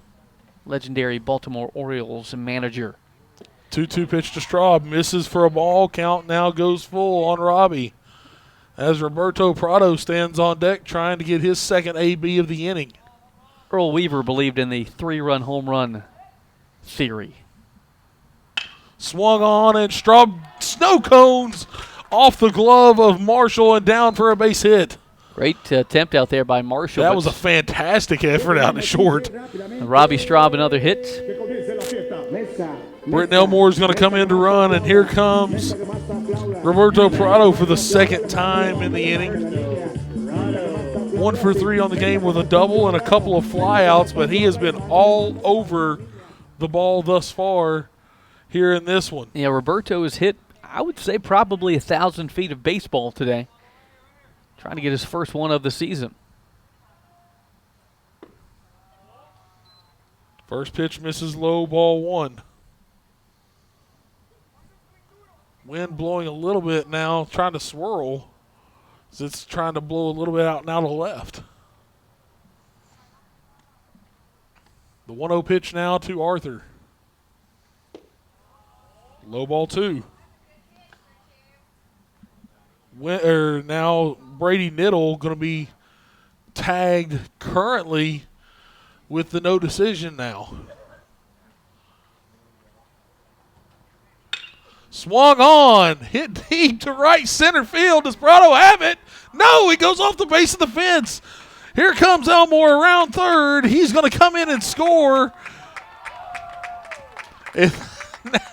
Prado has driven in another now. That's 3 RBIs on the day for Prado as he doubles deep to right center, and it's 12-8. What does he have to do to get his first home run of the season? I mean, this man has been all over the ball in this one. Just unbelievable.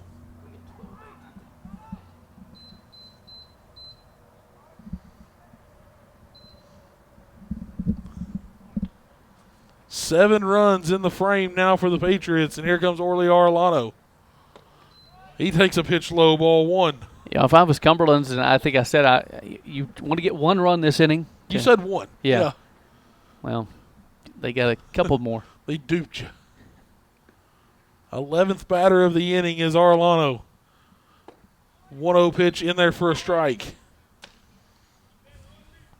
But Roberto Prado, what a tough break, man. It is, man. It's unbelievable.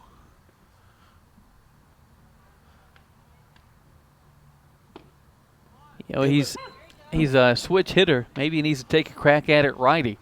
I don't know. Brandon, right now, any other day, Roberto Prado's probably 4 for 4 with maybe, a home run, a couple of doubles, a triple. Who knows? Swung on and missed strike 3, but that ball's going to get away. Prado's going to go to third, and on the wild pitch, Arellano is going to go down to first. And he is safe there. Now runners at the corners, 2 down. The inning is extended, and now you bring Rowdy Martinez back to the plate once again. I need Rowdy just for highlight purposes. I need him to give me another highlight. That first inning home run he hit, if you join late, out in left field, Gearhold, who's played a tremendous outfield this series so far, he lost the baseball in the sky. Well, the reason is because Martinez hit it so far. It had already blown past him. Yeah, and I'm looking at, run the camera up here, I'm looking at Gearhold like, okay, it's going to fall in front of him or behind him. It did fall behind him, but it fell about 150 feet behind him. Martinez walked his first time up in the inning. He's 1 for 2 with a home run, a walk, an RBI, 2 runs scored. The question is this going to be the day for Tyler Arthur? They may stick with him to let him try to finish out the inning with 2 outs, but The good news is for Shawnee State, if you're a Shawnee State fan watching, the way today's going, you still have a good chance to win this baseball game. But we don't know if the Bears, what they have in the bullpen, and it looks like that will be it for Arthur. I was impressed with James yesterday. I thought he came in and did a wonderful job. New pitcher coming into the ball game for the Bears will be number 24, Joe Lloyd. We'll be back when he's ready to go. Patriots with runners on the corners, 2 down. They lead 12-8. Bottom of the 4th here on the UC Sports Network. Joe Lloyd comes into the game now in another tough situation for Shawnee State. Runners on the corners, 2 down. Rowdy Martinez at the plate. First pitch. Submarine style comes in, and that's in for a strike. Counts 0-1. Rowdy's trying to keep his cool right now, but that is a pitch that we'll see him try to jerk out of the ballpark. If he gets that pitch again, absolutely. This one's outside for a ball. Counts 1-1.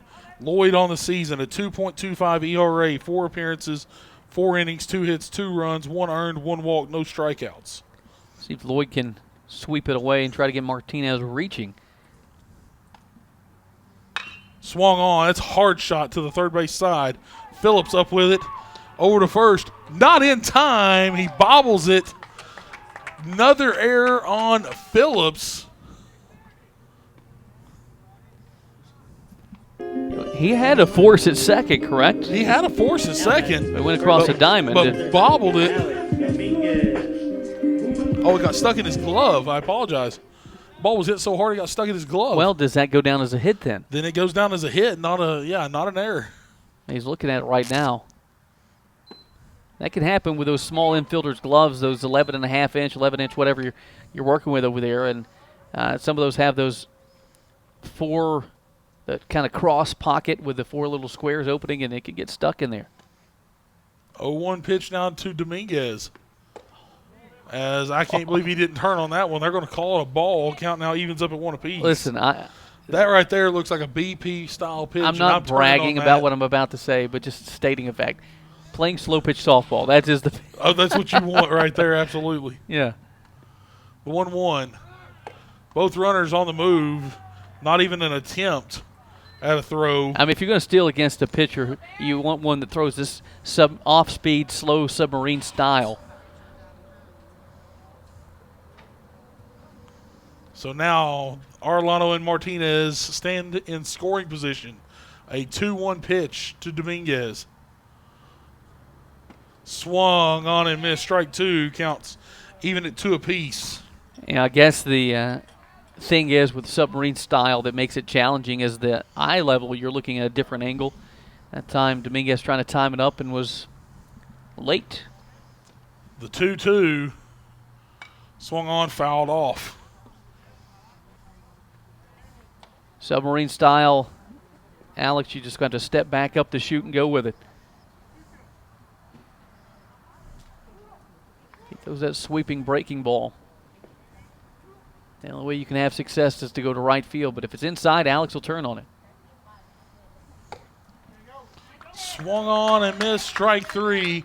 And the inning is over, but not before the Patriots hang 8 in the frame.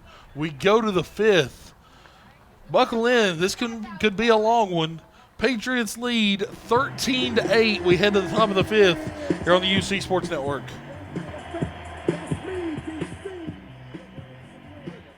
Christian Helton leads it off for Shawnee State. In the top half of the 5th inning, they now trail 13-8. Colton Easterwood, first pitch.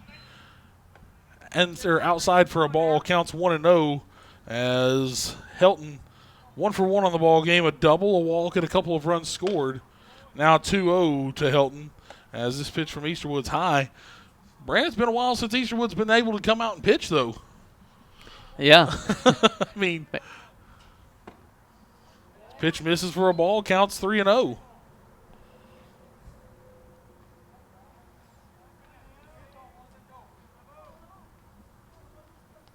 Colton kicks, fires. Outside ball 4 straight balls. Helton leads off the inning with a walk. Now batting the second baseman, number 4, Seth Clement.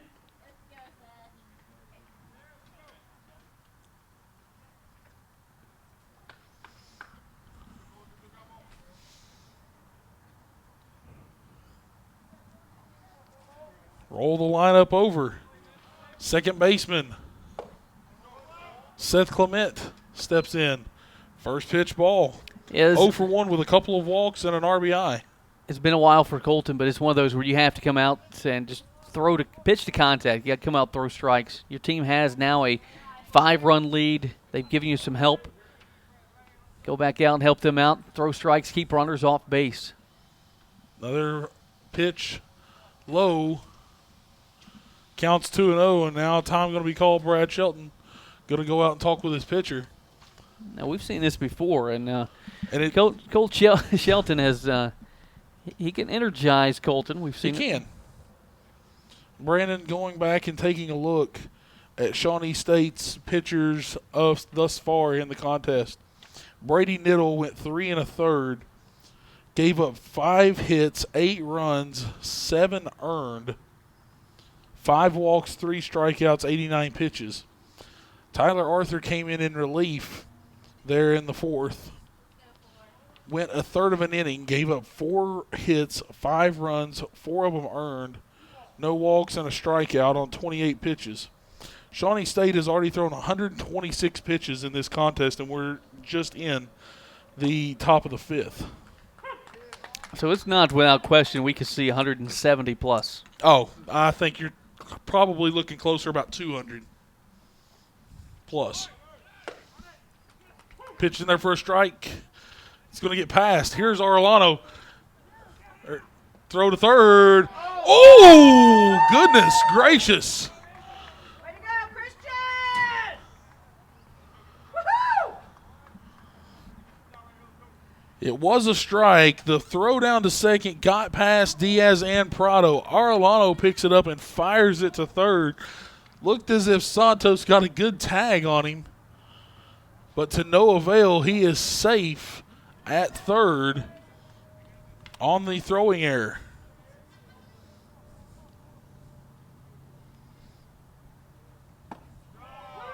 Strike 3 called. Clement down on strikes. Now, if you're Colton Easterwood, Bo, you got the out there. You're concentrating on the next 2 guys. The guy on third scores, he scores. Not a huge deal. You have a 5-run league. I think now is where you just really concentrate on the hitters. Try to get these guys out one by one. If you're Shawnee State, you want to chip away and at least get that guy home from third base. Swung on, grounded to the right side. Diaz up with it. He'll go over to first, out number 2 in the inning. The run does come in to score now. It's 13-9. But going back to the stolen base, Bo, that's Now batting. Easterwood kind of got an earful from Coach Shelton a couple of games back when he was letting guys get a huge lead. Patriots, as a pitching staff this series, they've not given up. That's only, I think, the first stolen base, but they've not had any looks over to first base, and that's something I want to see them do a little bit more of.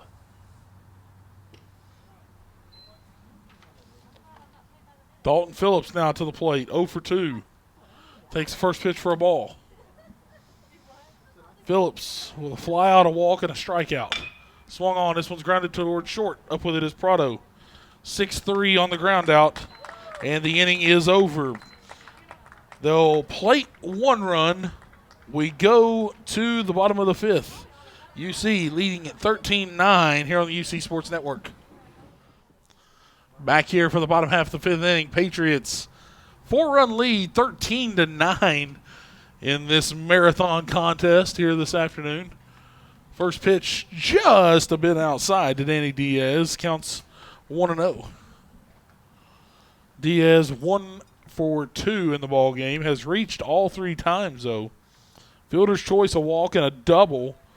Has driven in 2, scored twice. In there for a strike, count evens 1 apiece. If you're Cumberlands, 13 runs, amazing, again, to get that run total. But you have to do what got you there. You have to be patient at the plate and do what Diaz is doing. Don't be overly aggressive. Bunt laid down. This one's going to go foul, though. Cumberland's Counts 1 and 2. It's 13 runs. Normally you feel pretty safe, but I don't know today that I feel super safe with that 13 runs on the board, giving up 9, only a 4-run lead. If you're Cumberland's, I think the objective now, you can get several more runs throughout the course of the game and hold Shawnee to scoreless baseball. May be the goal. 13-9 once again is the lead. The 1-2 pitch is fouled back to the screen, and count remains 1 and 2. Good news for Cumberland's, plenty of pitchers to go to. Yeah, I absolutely didn't think you'd have to maybe staff this game, but 5-hole, through the hole, base hit. Danny Diaz right back up the middle. As you said, Brandon, in our kind of game, Now batting. you're hearing the old adage, middle's open. Yeah. So now, Cumberland's, Bo, I still think it's you play this game like it's 4-1 or 4-0 or 5, whatever the case may be. That's the mindset you have to have right now. Runner at first, nobody down. Andrew Ramos to the plate. 1 for 3, had a 2-run shot back in the third. He's got 3 RBIs, a couple runs scored as he reached on an error back in the fourth and was driven in later. First pitch in there for a strike, counts 0-1. Ramos turns on this one. Not deep enough, though, on this park today for number 2 for Ramos, as that one is gloved by Gearhold for out number 1. That maybe came off the fists. It did. You could hear it. Didn't get a good piece of composite on that. Here's a young man who's got some good composite on the ball. Brian Benz comes to the plate with 1 on, 1 down, 2 for 3. Home run back in the fourth. He's got 3 RBIs, 2 runs scored. 7 home runs in his last 6 games. As it must be bark at the park day here at Dobule. I'll say my statement again here in a moment about dogs at the park. The 1-0. Benz takes inside corner for a strike. The only dogs allowed at parks should be hot dogs. And if you have to take your dog with you everywhere you go, And Brandon, maybe you don't need a dog.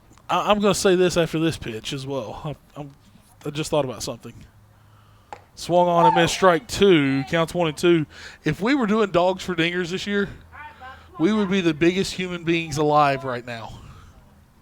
Well, Bo, why do you think we've gotten the size we are last year's season, buddy? So many hot dogs. Yeah, but we're only halfway through, or we're not even halfway through the season yet, and we're well past halfway point of how many home runs Patriots had last year.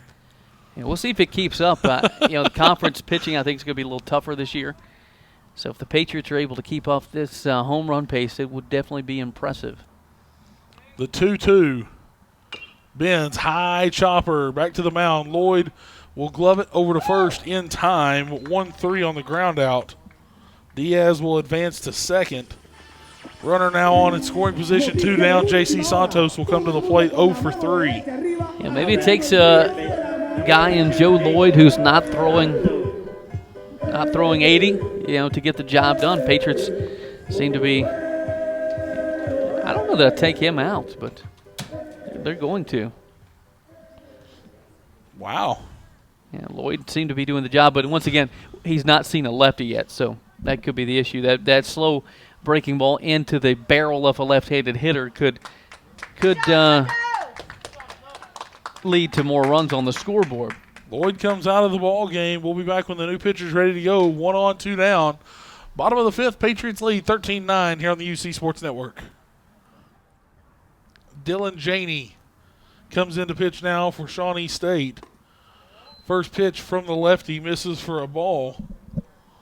And the count is 1-0. Janey on the season, a 9 ERA, 4 appearances, 4 innings, 10 hits, 9 runs, 4 earned, 4 walks, 2 strikeouts.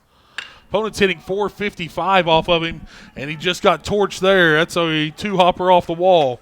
1 run will score. J.C. Santos is in at second with an RBI double, and the Patriots have extended their lead back out to 5. It's 14-9. JC turning on it. And once again, if not for the dimensions of right center field, Patriots may have a few more bombs out there. JC, that's a great swing to see from him. Which means now that the only hitter in the lineup for the Patriots without a hit today is Alex Dominguez. Every Patriot has found their way on the bases, though. Here's Robbie Straub. Takes first pitch outside, ball 1. Now Prado may get a chance at a right-handed swing. If Straub can get on. 1-0 pitch now to Straub from Janey. Misses inside, ball 2.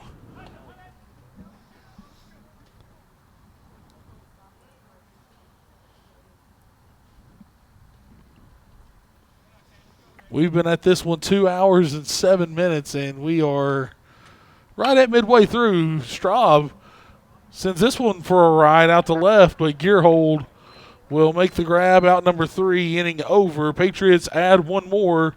Here in the frame, we go to the 6th. 14-9, Patriots lead here on the UC Sports Network. Levi Jones leads off the top half of the 6th inning here for Shawnee State. Colton Easterwood back out on the bump. First pitch of the inning. Nice breaking ball for strike 1. Yeah, very nice one from Colton.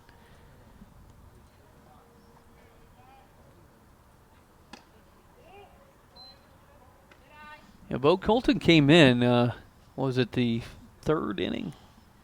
Or was it the 4th?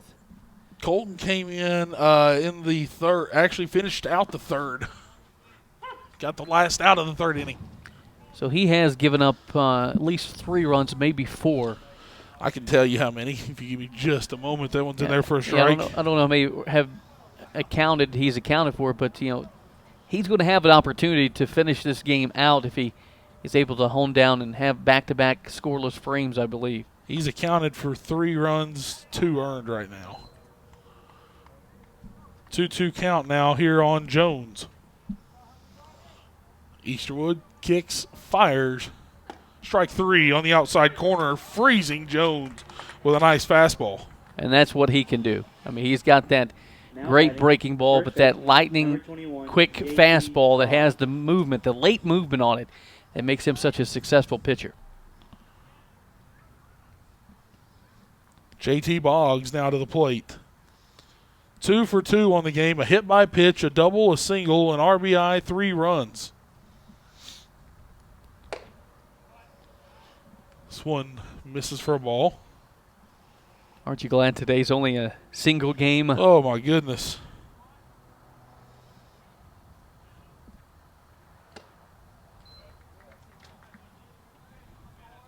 This also could be a game that Nick Prepara could get receive some action in.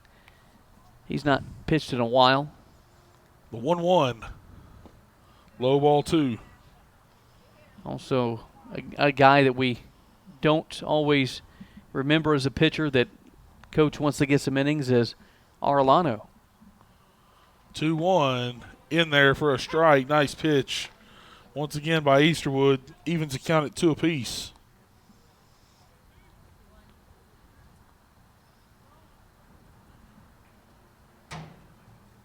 2 balls, 2 strikes. The pitch from Colton. Breaking ball breaks well in, nearly hits Boggs. This one goes now to 3-2.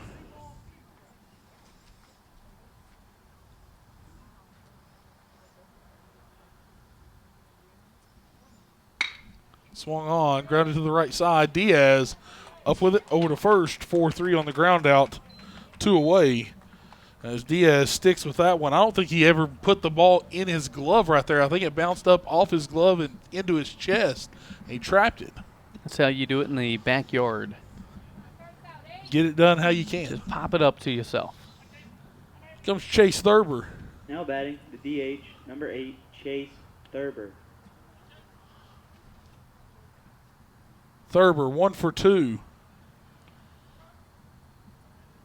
Double, a couple of RBIs, and a couple of runs scored. Breaking ball in there for a strike. Patriots 14 runs on 12 hits. They do have 1 error in the game. Shawnee State 9 runs on 6 hits, 2 errors, as that one's in there for a strike. And quickly, Thurber falls behind 0-2. Easterwood gets the sign, kicks, and fires. Misses outside, ball 1.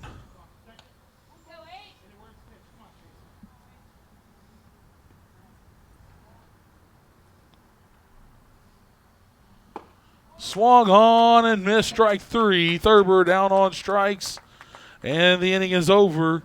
And Shawnee State goes down for the first time in this contest. 1-2-3. We go to the bottom of the 6th. Patriots lead by 5. It's 14-9 on the UC Sports Network.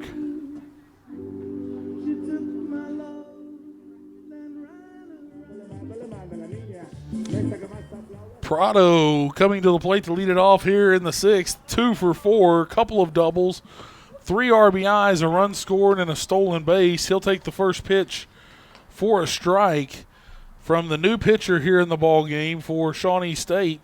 It is number 23, and that is Jamie West. 11.05 ERA, 6 appearances, 7 1/3, 13 hits, 9 runs, all earned, 5 walks, 8 strikeouts. As this one hits the outside corner for a strike. Count is now 1-2 on Prado. So Prado right now not going to get an opportunity to hit right-handed. He was up initially on deck with the left-handed pitcher last inning. Just a bit high for ball 2. And now the count's 2-2 on Prado. But to refresh you, Roberto Prado has hit 4 fly balls. He's hit 1,200 feet of ball today. He really has. I mean, it's unfortunately he's not gotten hits every time. The 2-2 swung on. That one may have went 200 feet that way, though, in foul territory. Making good contact today. He is. We're saying that, setting him up for a strikeout, but Roberto is seeing the ball well his first 4 at-bats. 2-2 pitch. Swung on and foul tipped back into the glove of Medina for strike 3. That's why I used the disclaimer. Seeing the ball well during his first 4 at-bats. Now batting. But I saw just the delivery from West out there. I was watching. I said that would, as a hitter, it would be tough. He really hides the baseball well. First pitch to Arellano in there for a strike on the inside corner. Orley 1 for 3 on the game with a walk, a single, a run scored, and a stolen base. The 0-1 inside and high. Count evens at 1 apiece. West seems to have pretty good stuff. Surprised we've only seen them right now. Thought we'd see him a little bit earlier. The 1-1 swung on, grounded hard towards short. Marshall up with it.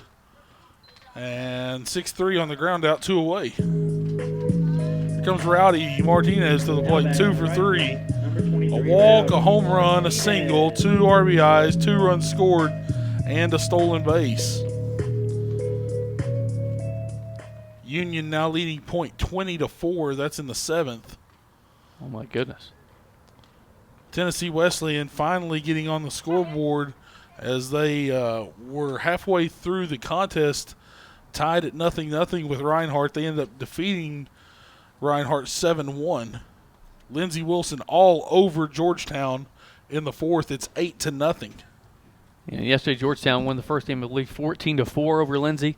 And Lindsey came back to win game 2 last night. And not a surprising score there, but I thought that after that first one, Georgetown was going to have a little momentum to win that series. 1-1 pitch, misses low ball 2 now to Martinez. Also, Bryan out of Tennessee, they are up on St. Andrews, they've defeated St. Andrews 11-0. And Bryan's a pretty solid team. 2-1, swung on. This one is hit somewhere into the atmosphere. And making the grab behind second is Marshall for out number 3, and the inning is over. Patriots down 1-2-3 here in the 6th. We go to the 7th. Patriots leading 14-9 here on the UC Sports Network. Blake Marshall will lead it off for Shawnee State. Top half of the 7th inning. Patriots with a 5-run lead currently over the Bears as Colton Easterwood continues his relief effort here. Grounded over towards short. 1 pitch, 1 down as Prado kicks it over to Dominguez on the 6-3 ground out. Yeah, it's last inning now, the first batter this inning. The fewer the pitches that you can throw and get the same amount of outs needed, if that makes any sense, the better. Basically, still a few pitches and get out of the inning. Alex Medina to the dish. 0 for 2 with a walk and a couple of strikeouts.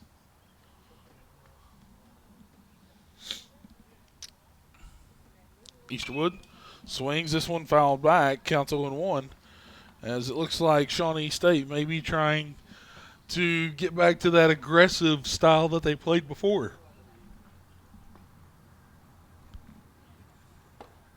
This one outside for a ball, count now 1-1.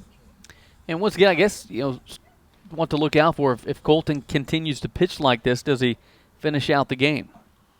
Swung on, foul tipped back. Count is 1 ball and 2 strikes. That would give him about 7. Give him 6 1/3. Yeah, of relief, which is, possible.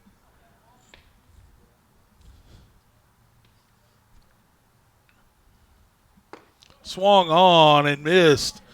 Strike 3. Medina down on strikes for the 3rd time in the contest as he gains his sombrero. Now batting, the center fielder, number 11, Christian Helton.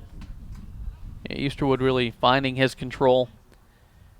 That's always been his MO. Is early he may not have the control, but when he settles in, he can be very good. It's a 6th strikeout of the ball game for Easterwood in 4 innings of work. Yesterday it was Josh Avila and Zach Hurley with good starts for the Patriots. Manny Castellano, he started today's game. Easterwood looking to finish it out. Swung on, fouled off. Count evens now 1 apiece. Here to Christian Helton, the center fielder.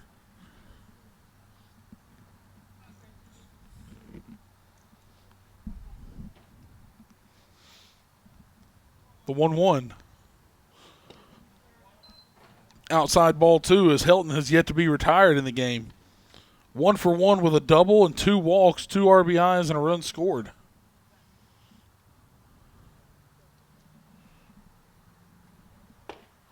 In there for a strike. Nice pitch from Easterwood. Count now evens at 2-2.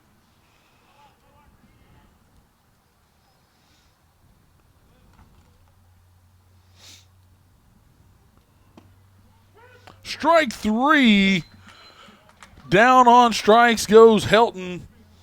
7th strikeout of the relief appearance for Easterwood, and we go to the bottom of the 7th. Let's stretch it out. Patriots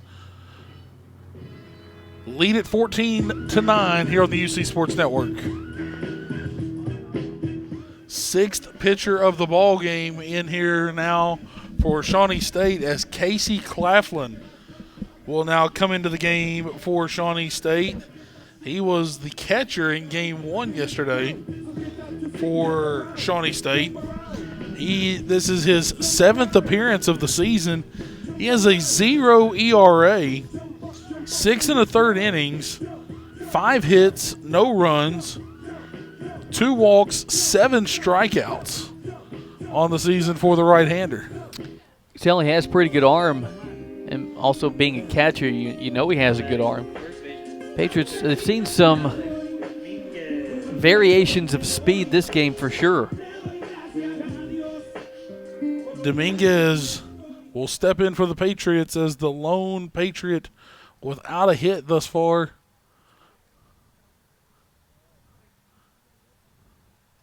Lone Patriot without a hit in the contest. He's 0 for 2 hit by a pitch, a walk, and 2 strikeouts.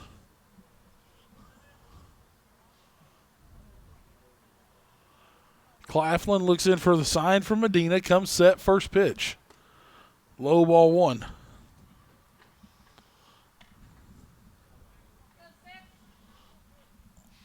Cumberlands had their first inning without a run being scored last inning.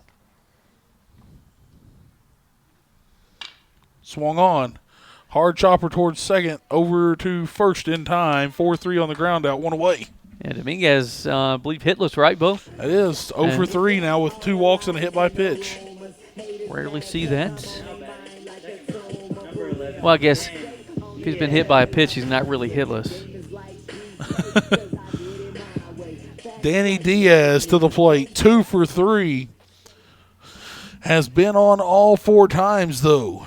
A double, a single, a walk, a fielder's choice, 2 RBIs, 3 runs scored, and this one is going to drop in foul territory for a foul ball.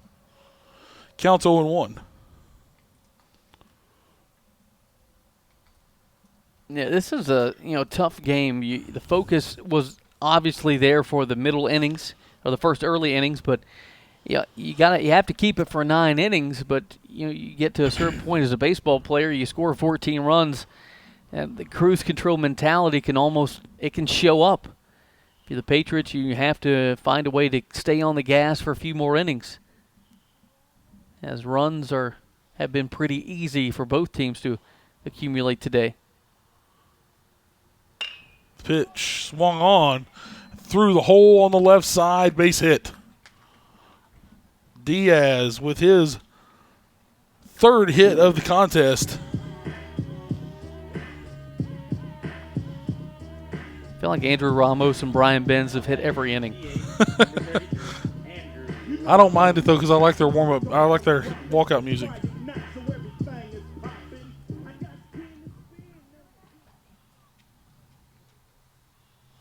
Here's Ramos, 1 for 4. Had the 2-run home run in the 3rd. Pitch misses inside, ball 1.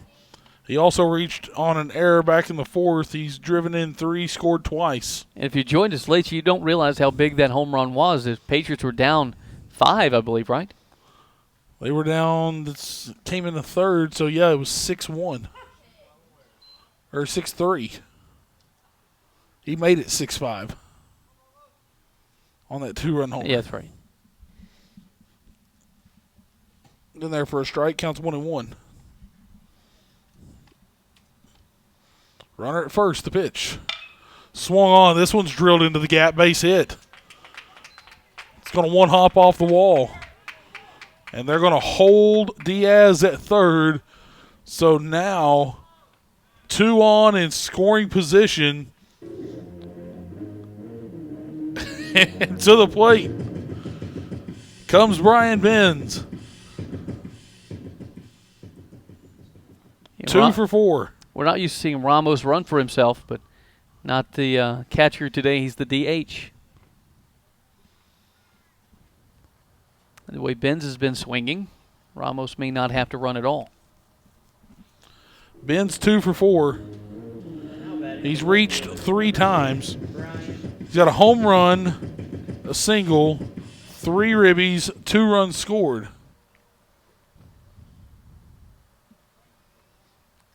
Brian Benz digs in as Diaz gets his lead from 3rd, Ramos from 2nd. The pitch to Benz in there for a strike. Counts 0-1 as the infield for Shawnee State shifts in.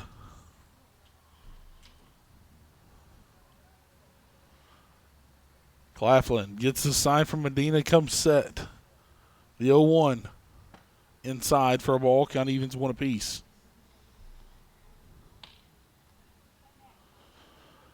We have hit 2 hours and 31 minutes on the game clock here this afternoon. We are in the bottom of the 7th.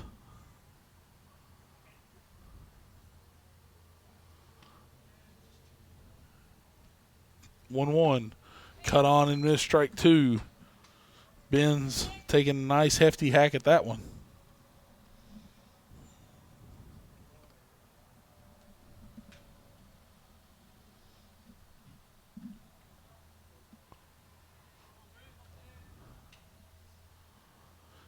He'll dig in.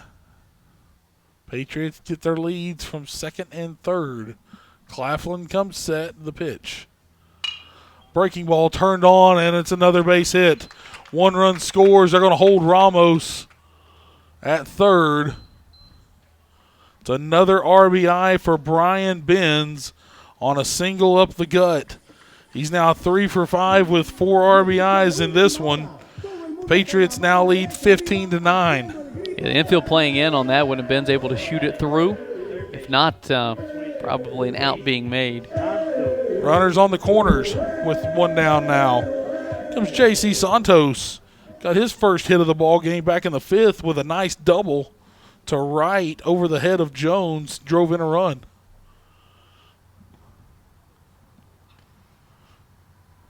This one outside for a ball. Counts 1-0. Nice job by Medina right there to get a glove on that.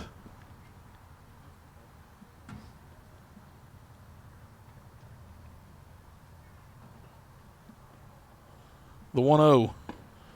Misses low ball 2. JC's had some good swings today. Ball not carrying as much out to right field as we've seen, but a little wind out there. Find something in his wheelhouse, so he's going to send it for a deep, deep, deep ride. That one's inside ball 3. Counts now 3-0. Robbie Straub standing on deck.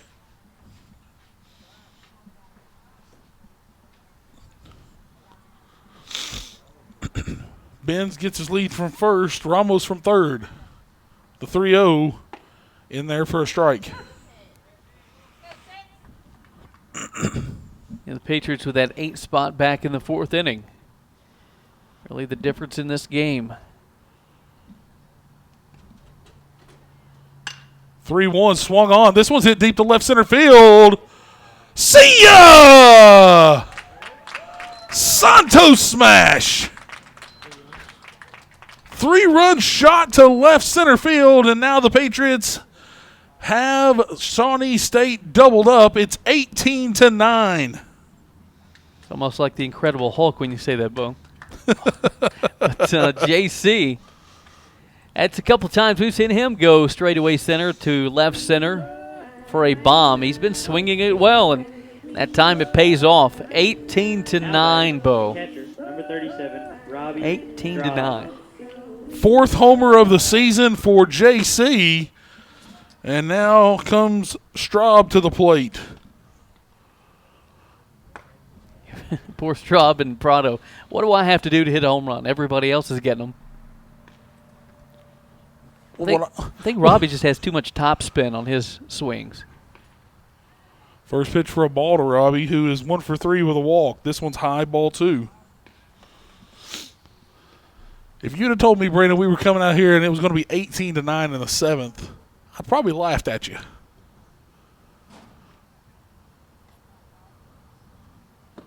Keep in mind that everyone watching, Bo laughs at me all the time anyway. I do. So he wouldn't be laughing over the score. But, yeah, with Castellano starting the day off, then Easterwood coming in, you wouldn't expect 9 runs by the opposition. But here we are. We have that.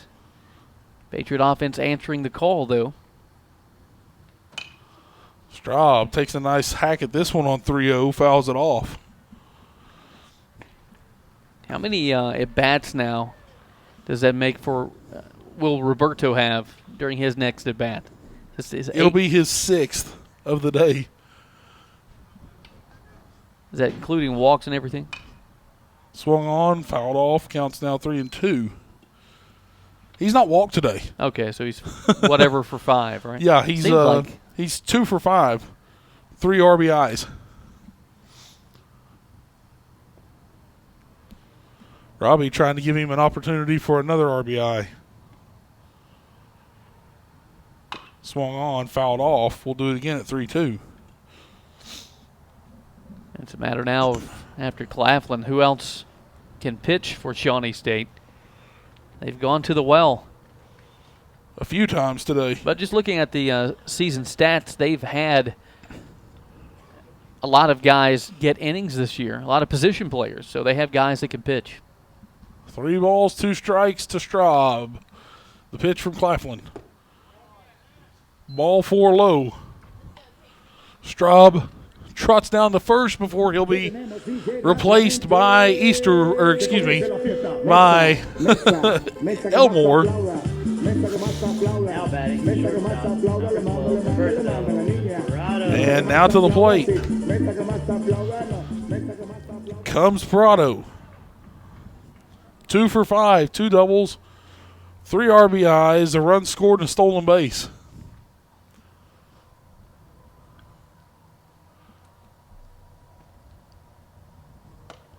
Pitch high, ball 1.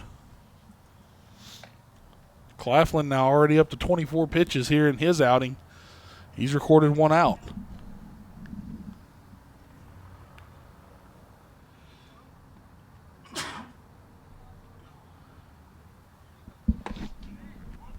This one clips the inside corner for a strike. Counts now evened up at 1 apiece. 1 ball, 1 strike, 1 down and 1 on. Patriots lead it by 9. It's 18-9.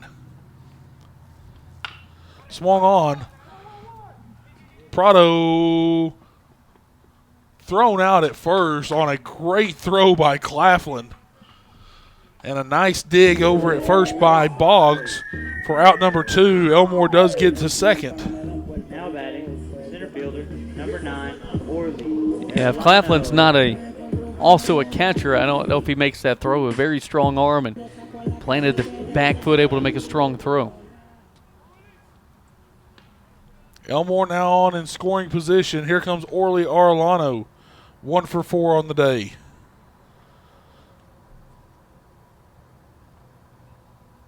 Has reached 3 times, though.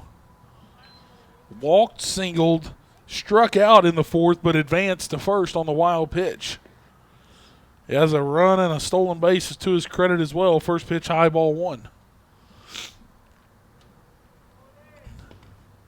Now the 1-0. Inside, ball 2.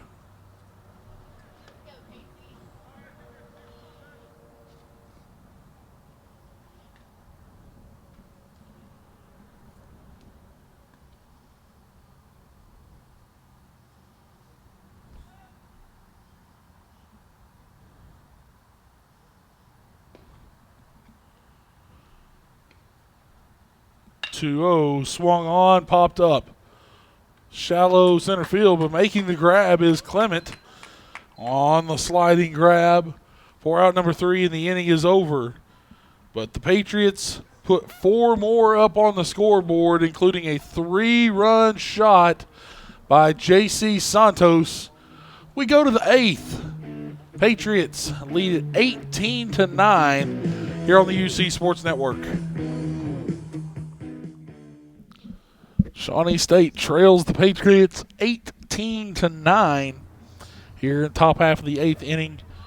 First batter of the inning is the second baseman, number 4, Seth Clement. Takes first pitch for a ball.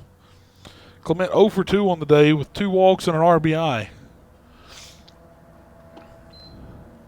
This one's in there for a strike. Count evens at 1 apiece.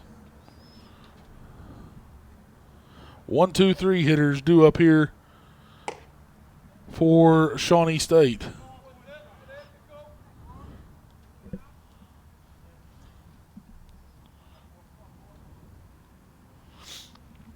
Swung on, fouled off. Count now evens up 2-2. You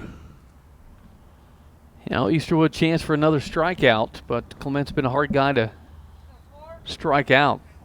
Only 5 on the season coming in.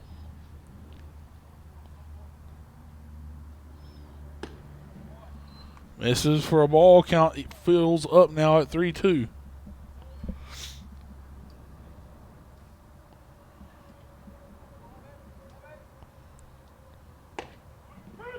Strike 3 called. Clement down on strikes. Now batting the left field. For out number 1. Sam Gerhold. I said he was a hard guy to strike out. Easterwood proving that, hey, if you hit this corner, you can get the strikeout. Was that 7 Ks for Easterwood now, or is it? It is 8 Ks for Easterwood, I believe. Swung on. This one's lifted into center field. And Arellano makes the grab quickly 2 away.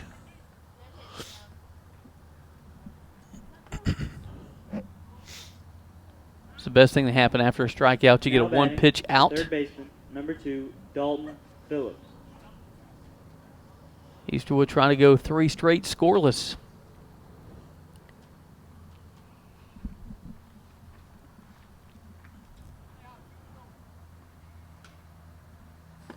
Nice breaking ball for a strike to the third baseman, number 2, Dalton Phillips, who's 0 for 3 on the day with a run scored. Pitch high, ball 1. Easterwood has done a fantastic job after settling in here.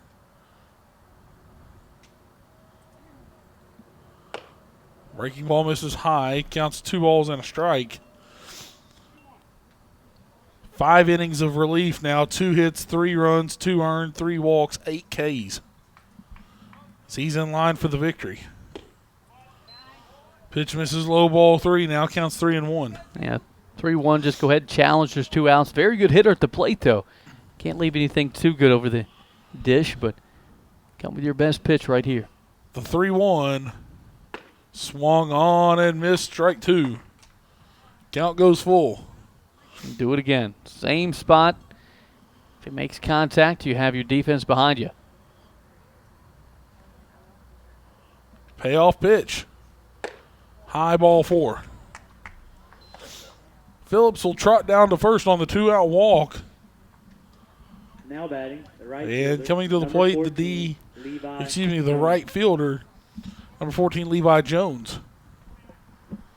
Jones 1 for 3 on the game. Has reached twice, scored both times. One of those on a walk. Pitch is going to get by Robbie.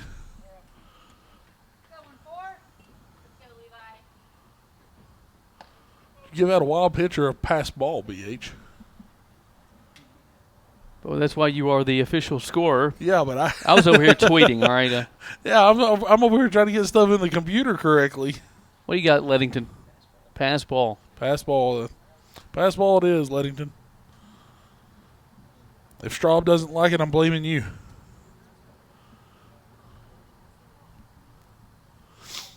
1-0 count now though on Jones.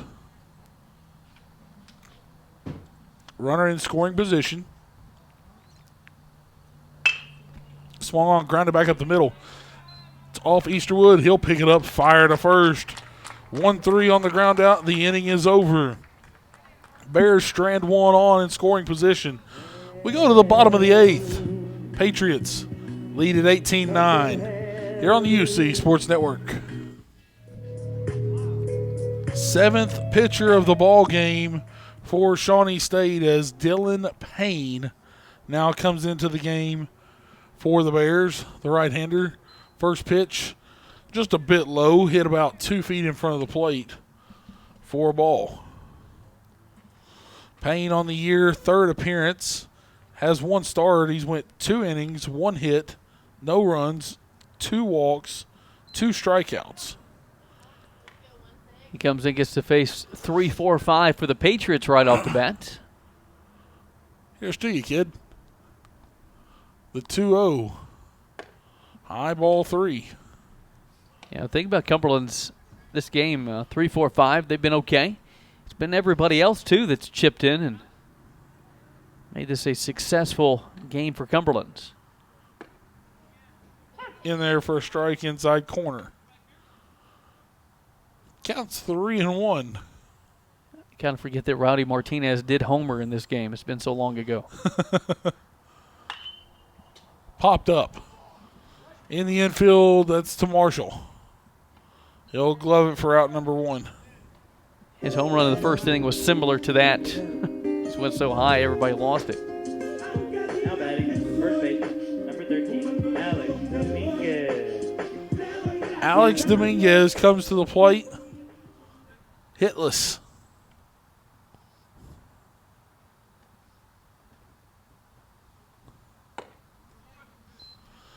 Oh for 3 on the day with a run scored. I feel like he's going to make solid contact during this at-bat and have an opportunity for a hit. First pitch in there for a strike. Second one's in the dirt to even the count at 1-1. I want to see Dominguez look to drive the baseball again. He's been really good at that this year. Pitch high, ball 2. Counts now 2 balls and a strike. Once again, Patriots leading here 18-9, bottom of the 8th. So they have scored in every inning except for the 6th. Swung on, and there's the base hit for Alex Dominguez. Now all 9 starters for the Patriots successfully with hits in the contest. Much better bat by Dominguez.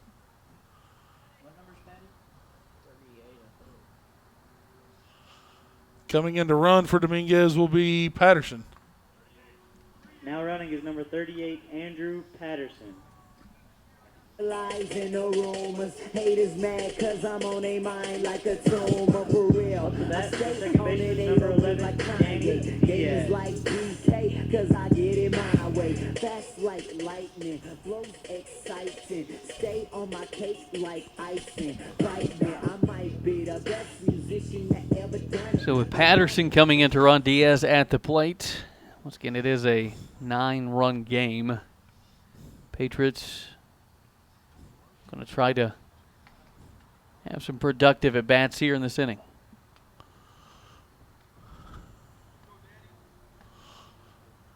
Diaz to the plate. First pitch, high, ball 1.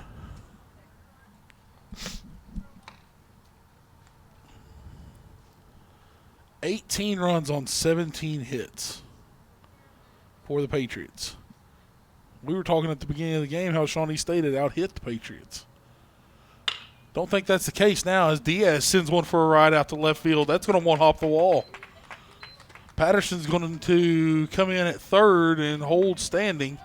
That's a double for Diaz deep to left field.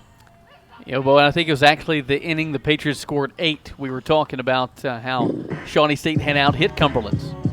And since that inning, Patriots have woken up the bats, or re-woken up the bats.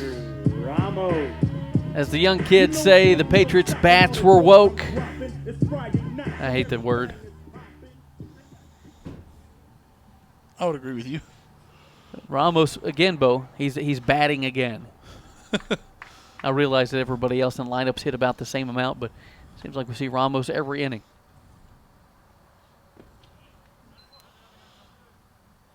Ramos is 2 for 5 in the game. A home run, a double, 3 RBIs, and 3 runs scored.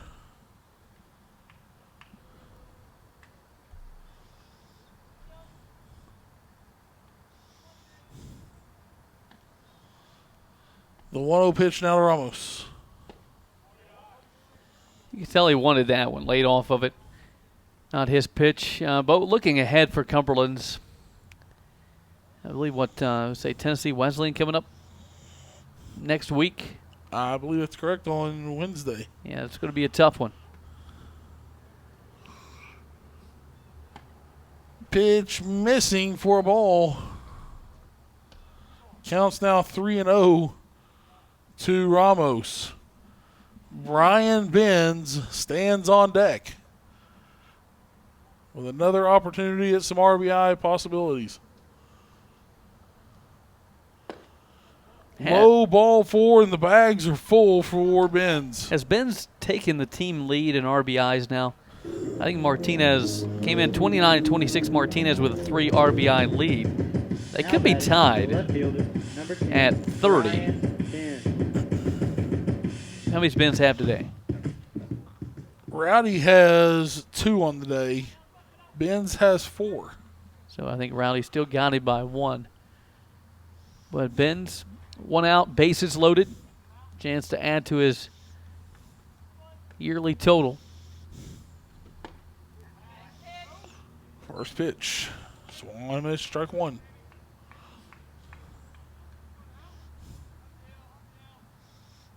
At what point do your arms get tired from hitting so much in a game? I don't know if I've ever been to that point. I'll say that. Swung on and missed, strike 2. Now Ben's a little tardy on that one. Now it's a time you've had a couple of hacks. Go back to that mentality that he's had twice today. 2 strikes, put the ball in play, see what happens. One of those times, went over the fence. Other time was a single up the middle.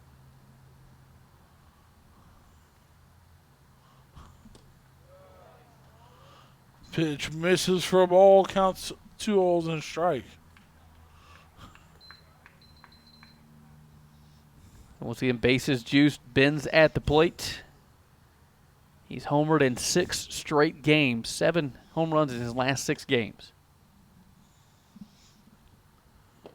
Benz cuts and misses for strike 3 for the second out of the inning. But Bo, your 6, 7, 8 guys this game have all hit home runs. So you get by one, still have a dangerous J.C. Santos coming up.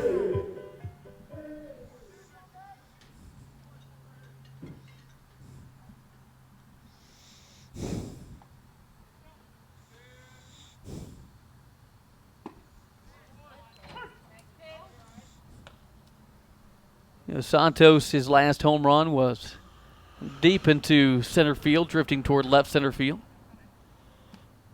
Got an 0-1 count on him right now.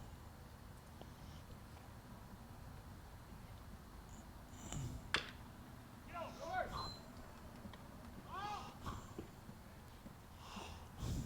going to call that one foul.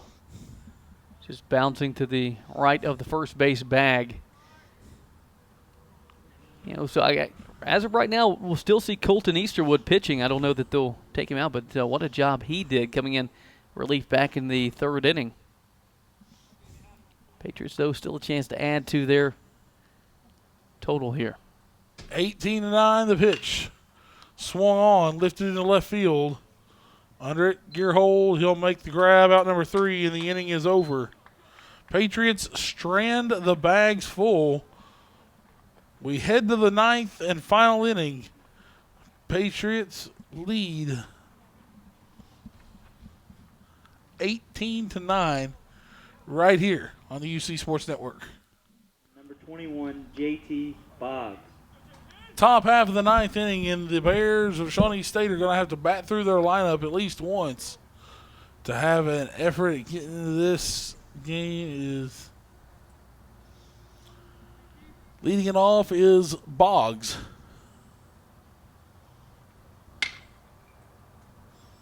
First pitch swung on, lifted to the left side, and gets down for a foul ball.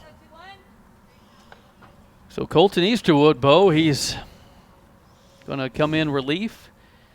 Thought he may pitch today if Manny got into some trouble. Don't know if he knew that he would be going into his, 6th inning of work or 7th inning of work.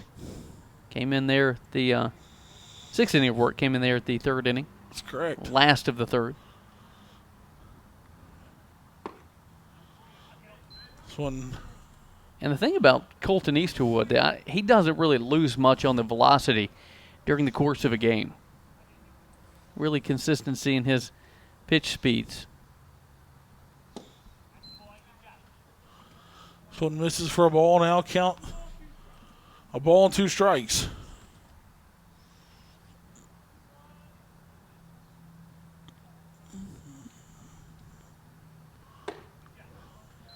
Looking for his 4th consecutive scoreless inning. Did give up a couple there in the 4th and a run in the 5th, looks like, but since then it's really settled down.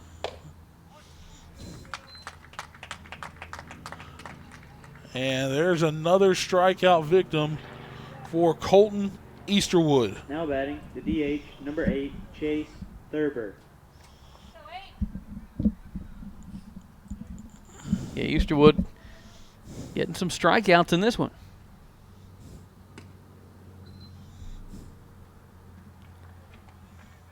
Thurber and Marshall coming up, 2 guys that they put the ball in play today. Thurber with a 1-0.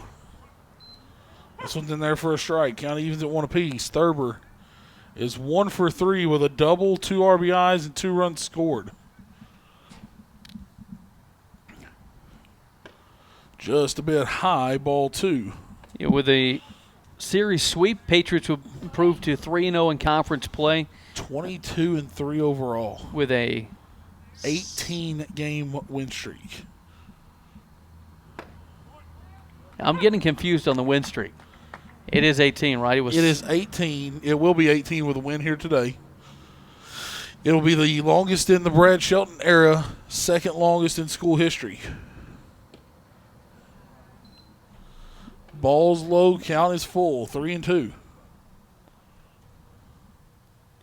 Don't forget to hang around. We'll have post-game comments with head coach Brad Shelton here soon.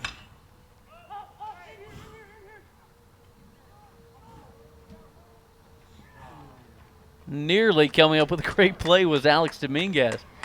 I don't think he had to fall down or dive right there. Just kind of lost where he was at. And Yeah, I think so too. ball swirling around. Now Easterwood will have a chance for another strikeout. How many pitches has he thrown in relief? 96. So he'll hit the 100 pitch mark more than likely.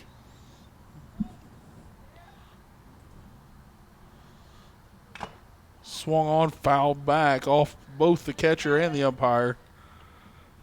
And the count stays full. How about Easterwood is looking for strikeout number 10 here in relief?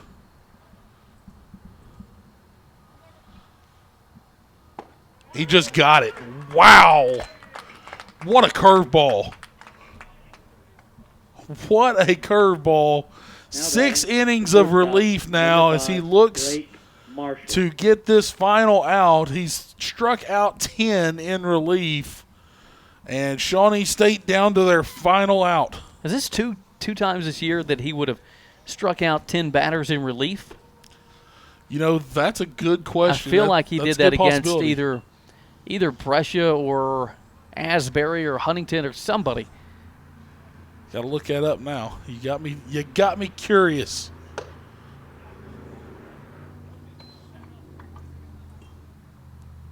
But circle these last 4 innings for Colton Easterwood. That's exactly what his team needed him to do, and he's done it. Swung on, lifted into right field, base hit. A 2-out single Now batting. by Marshall.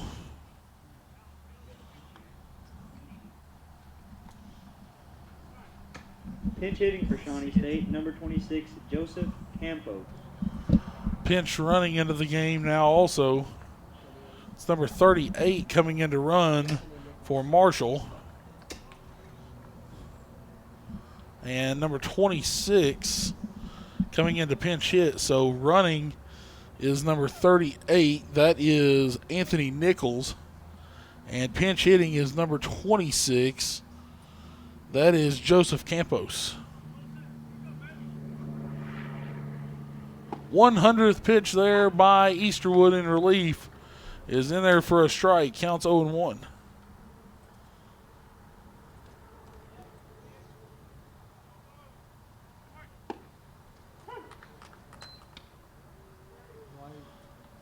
Cincinnati Claremont, Brandon, is the game he came in and got the relief. How many strikeouts did he get that game? 10. Wow. But one thing, I want to see Colton clean up. He's given up a couple of steals again today.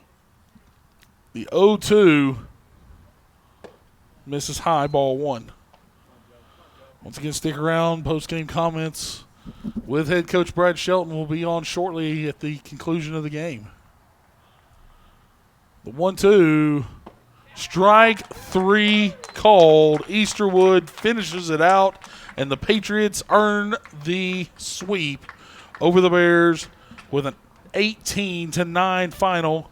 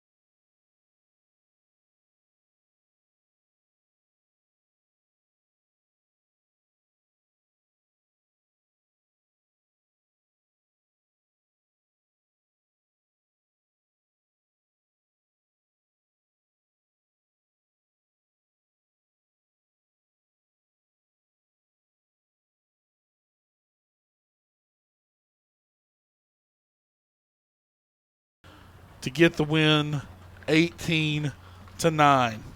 We'll be back with post-game comments from head coach Brad Shelton here shortly on the UC Sports Network. And back here on the UC Sports Network, Patriots taking Game 3 this afternoon by a score of 18-9. Coach Brad Shelton here with us for post-game comments. Coach, coming into today, you knew Manny Castellano was going to have the start. Didn't have his best stuff early on. Colton Easterwood came in and gave you another fantastic relief effort. His second game this year now that he's coming in relief and struck out at least 10. Yeah, I think we brought him in a really tough spot, and he was a little erratic there at first. But once he got settled in, he was really good and did a nice job settling down and really setting the tone the rest of the game. Manny had a tough start, and we tried to get through that third with him and just didn't have his best stuff today. So thankfully Colton came in, our offense picked us up and put some runs on the board and gave him a little bit of breathing room. Talk about your offense coming up. This may be one of the biggest tears I've seen your guys on when it comes to especially the power numbers. You have 4 home runs today. Of course, to start it off was Ramos with the big home run to get the lead back down to 1 there in the third. And then all of a sudden you have the 3-run shot by Benz. You've got a 3-run shot by Santos. Rowdy's home run in the first that I don't think anybody had a clue that it was gone except for maybe you seeing it coming off the bat.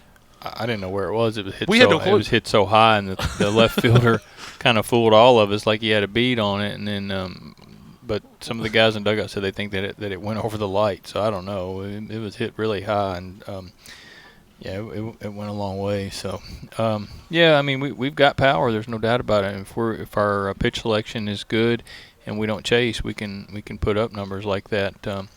Because when the ball's in the zone, we can strike it, and got some guys that can hit for power. Then we take a look at your hitting this afternoon, though. Every player in your lineup this afternoon getting a hit. And talk about your guys in the 6, 7, 8 hole right now. Between Ramos, Benz, and Santos today, they combined for 7 hits and 11 RBIs. Yeah, their run production has been really good. I think Orley and Rowdy have been pitched around a little bit, and their on-base percentage is really good, and those guys behind them have done a good job driving them in. So I like the way things are working out for our lineup because really we just don't let people come up for air. A lot of times there's some holes at the bottom, and so far we haven't had that, and we just keep putting pressure on people, and everybody in our lineup has a chance to change the game with one swing. Now 3-0 in conference play. Talk about how important that is, once again, to get off to a 3-0 starting conference. Well, Shawnee State's a talented team, a little scrappy, a lot of freshmen that can really play. But you have to take care of business at home if you want to be, have a chance to compete at the top of our conference, and we were able to do that. It only gets harder as we go now with some veteran teams coming up, but it's a great way to start, no doubt. 18th straight win, 22-3 now to start the season, and now you get a non-conference foe coming in here on Wednesday in a Tennessee Wesleyan team who sort of drummed you a little early on in the season. Yeah, Tennessee Wesleyan is probably the best offensive team that I've seen in at least 10 years at the NAIA level.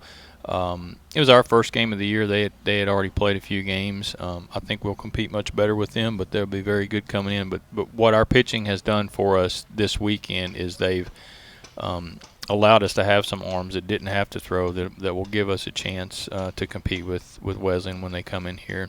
I like the way we're swinging the bat right now, and it's going to be fun to play a team like Tennessee Wesleyan. Do you have an idea as to where you'll go with your starter on Wednesday? Kind of leaning towards Anthony Martinez right now, but Cody Spencer hasn't thrown. We got several guys that we could run out there. You really didn't use a lot of bullpen this weekend. We can piece it together and give ourselves a chance, hopefully, and still be fresh for Lindsey Wilson on the weekend. Let's talk a little bit about that series with Lindsey Wilson coming up next weekend. Lindsey, last check, was up on Georgetown in Game 3 of their series this afternoon. Actually up pretty big. They were up 8-0 in the fourth. Talk about that series, of course. Young team, you have a pretty young team, I guess you would say. Not a lot of guys, or some guys haven't been in this Mid-South Conference, haven't been on the road, especially in Mid-South Conference play. How important is it for them to get out early on to Lindsey Wilson and try to get that fourth win, especially on Friday? I mean, everybody has a guy, on Friday night that can beat you, so you can't really get wrapped up on, all that. But as far as our guys not being in the league before, there are so many of our guys that are from good junior college programs that have played in great conferences, in their first 2 years of college baseball, that they won't be fazed by going on the road and playing a good Lindsey Wilson team. So we try to just stay even keel and compete each pitch, every game, and every inning, every game, and see what happens. But I mean, we can't wait to go over there. Our guys are ready to go on the road. We've been home a lot. 18th straight win. Congratulations, Coach. Thank you. Post-game comments with head coach Brad Shelton. Patriots finish out the sweep here this weekend with an 18-9 win over the Shawnee State Bears, now 22-3 on the season. Patriots back in action on Wednesday against Tennessee Wesleyan. We'll have that game for you right here on the UC Sports Network. For Brandon Hensley and the rest of the sports information staff, this is Bo Kid signing off. Patriots victorious here against Shawnee State on the UC Sports Network.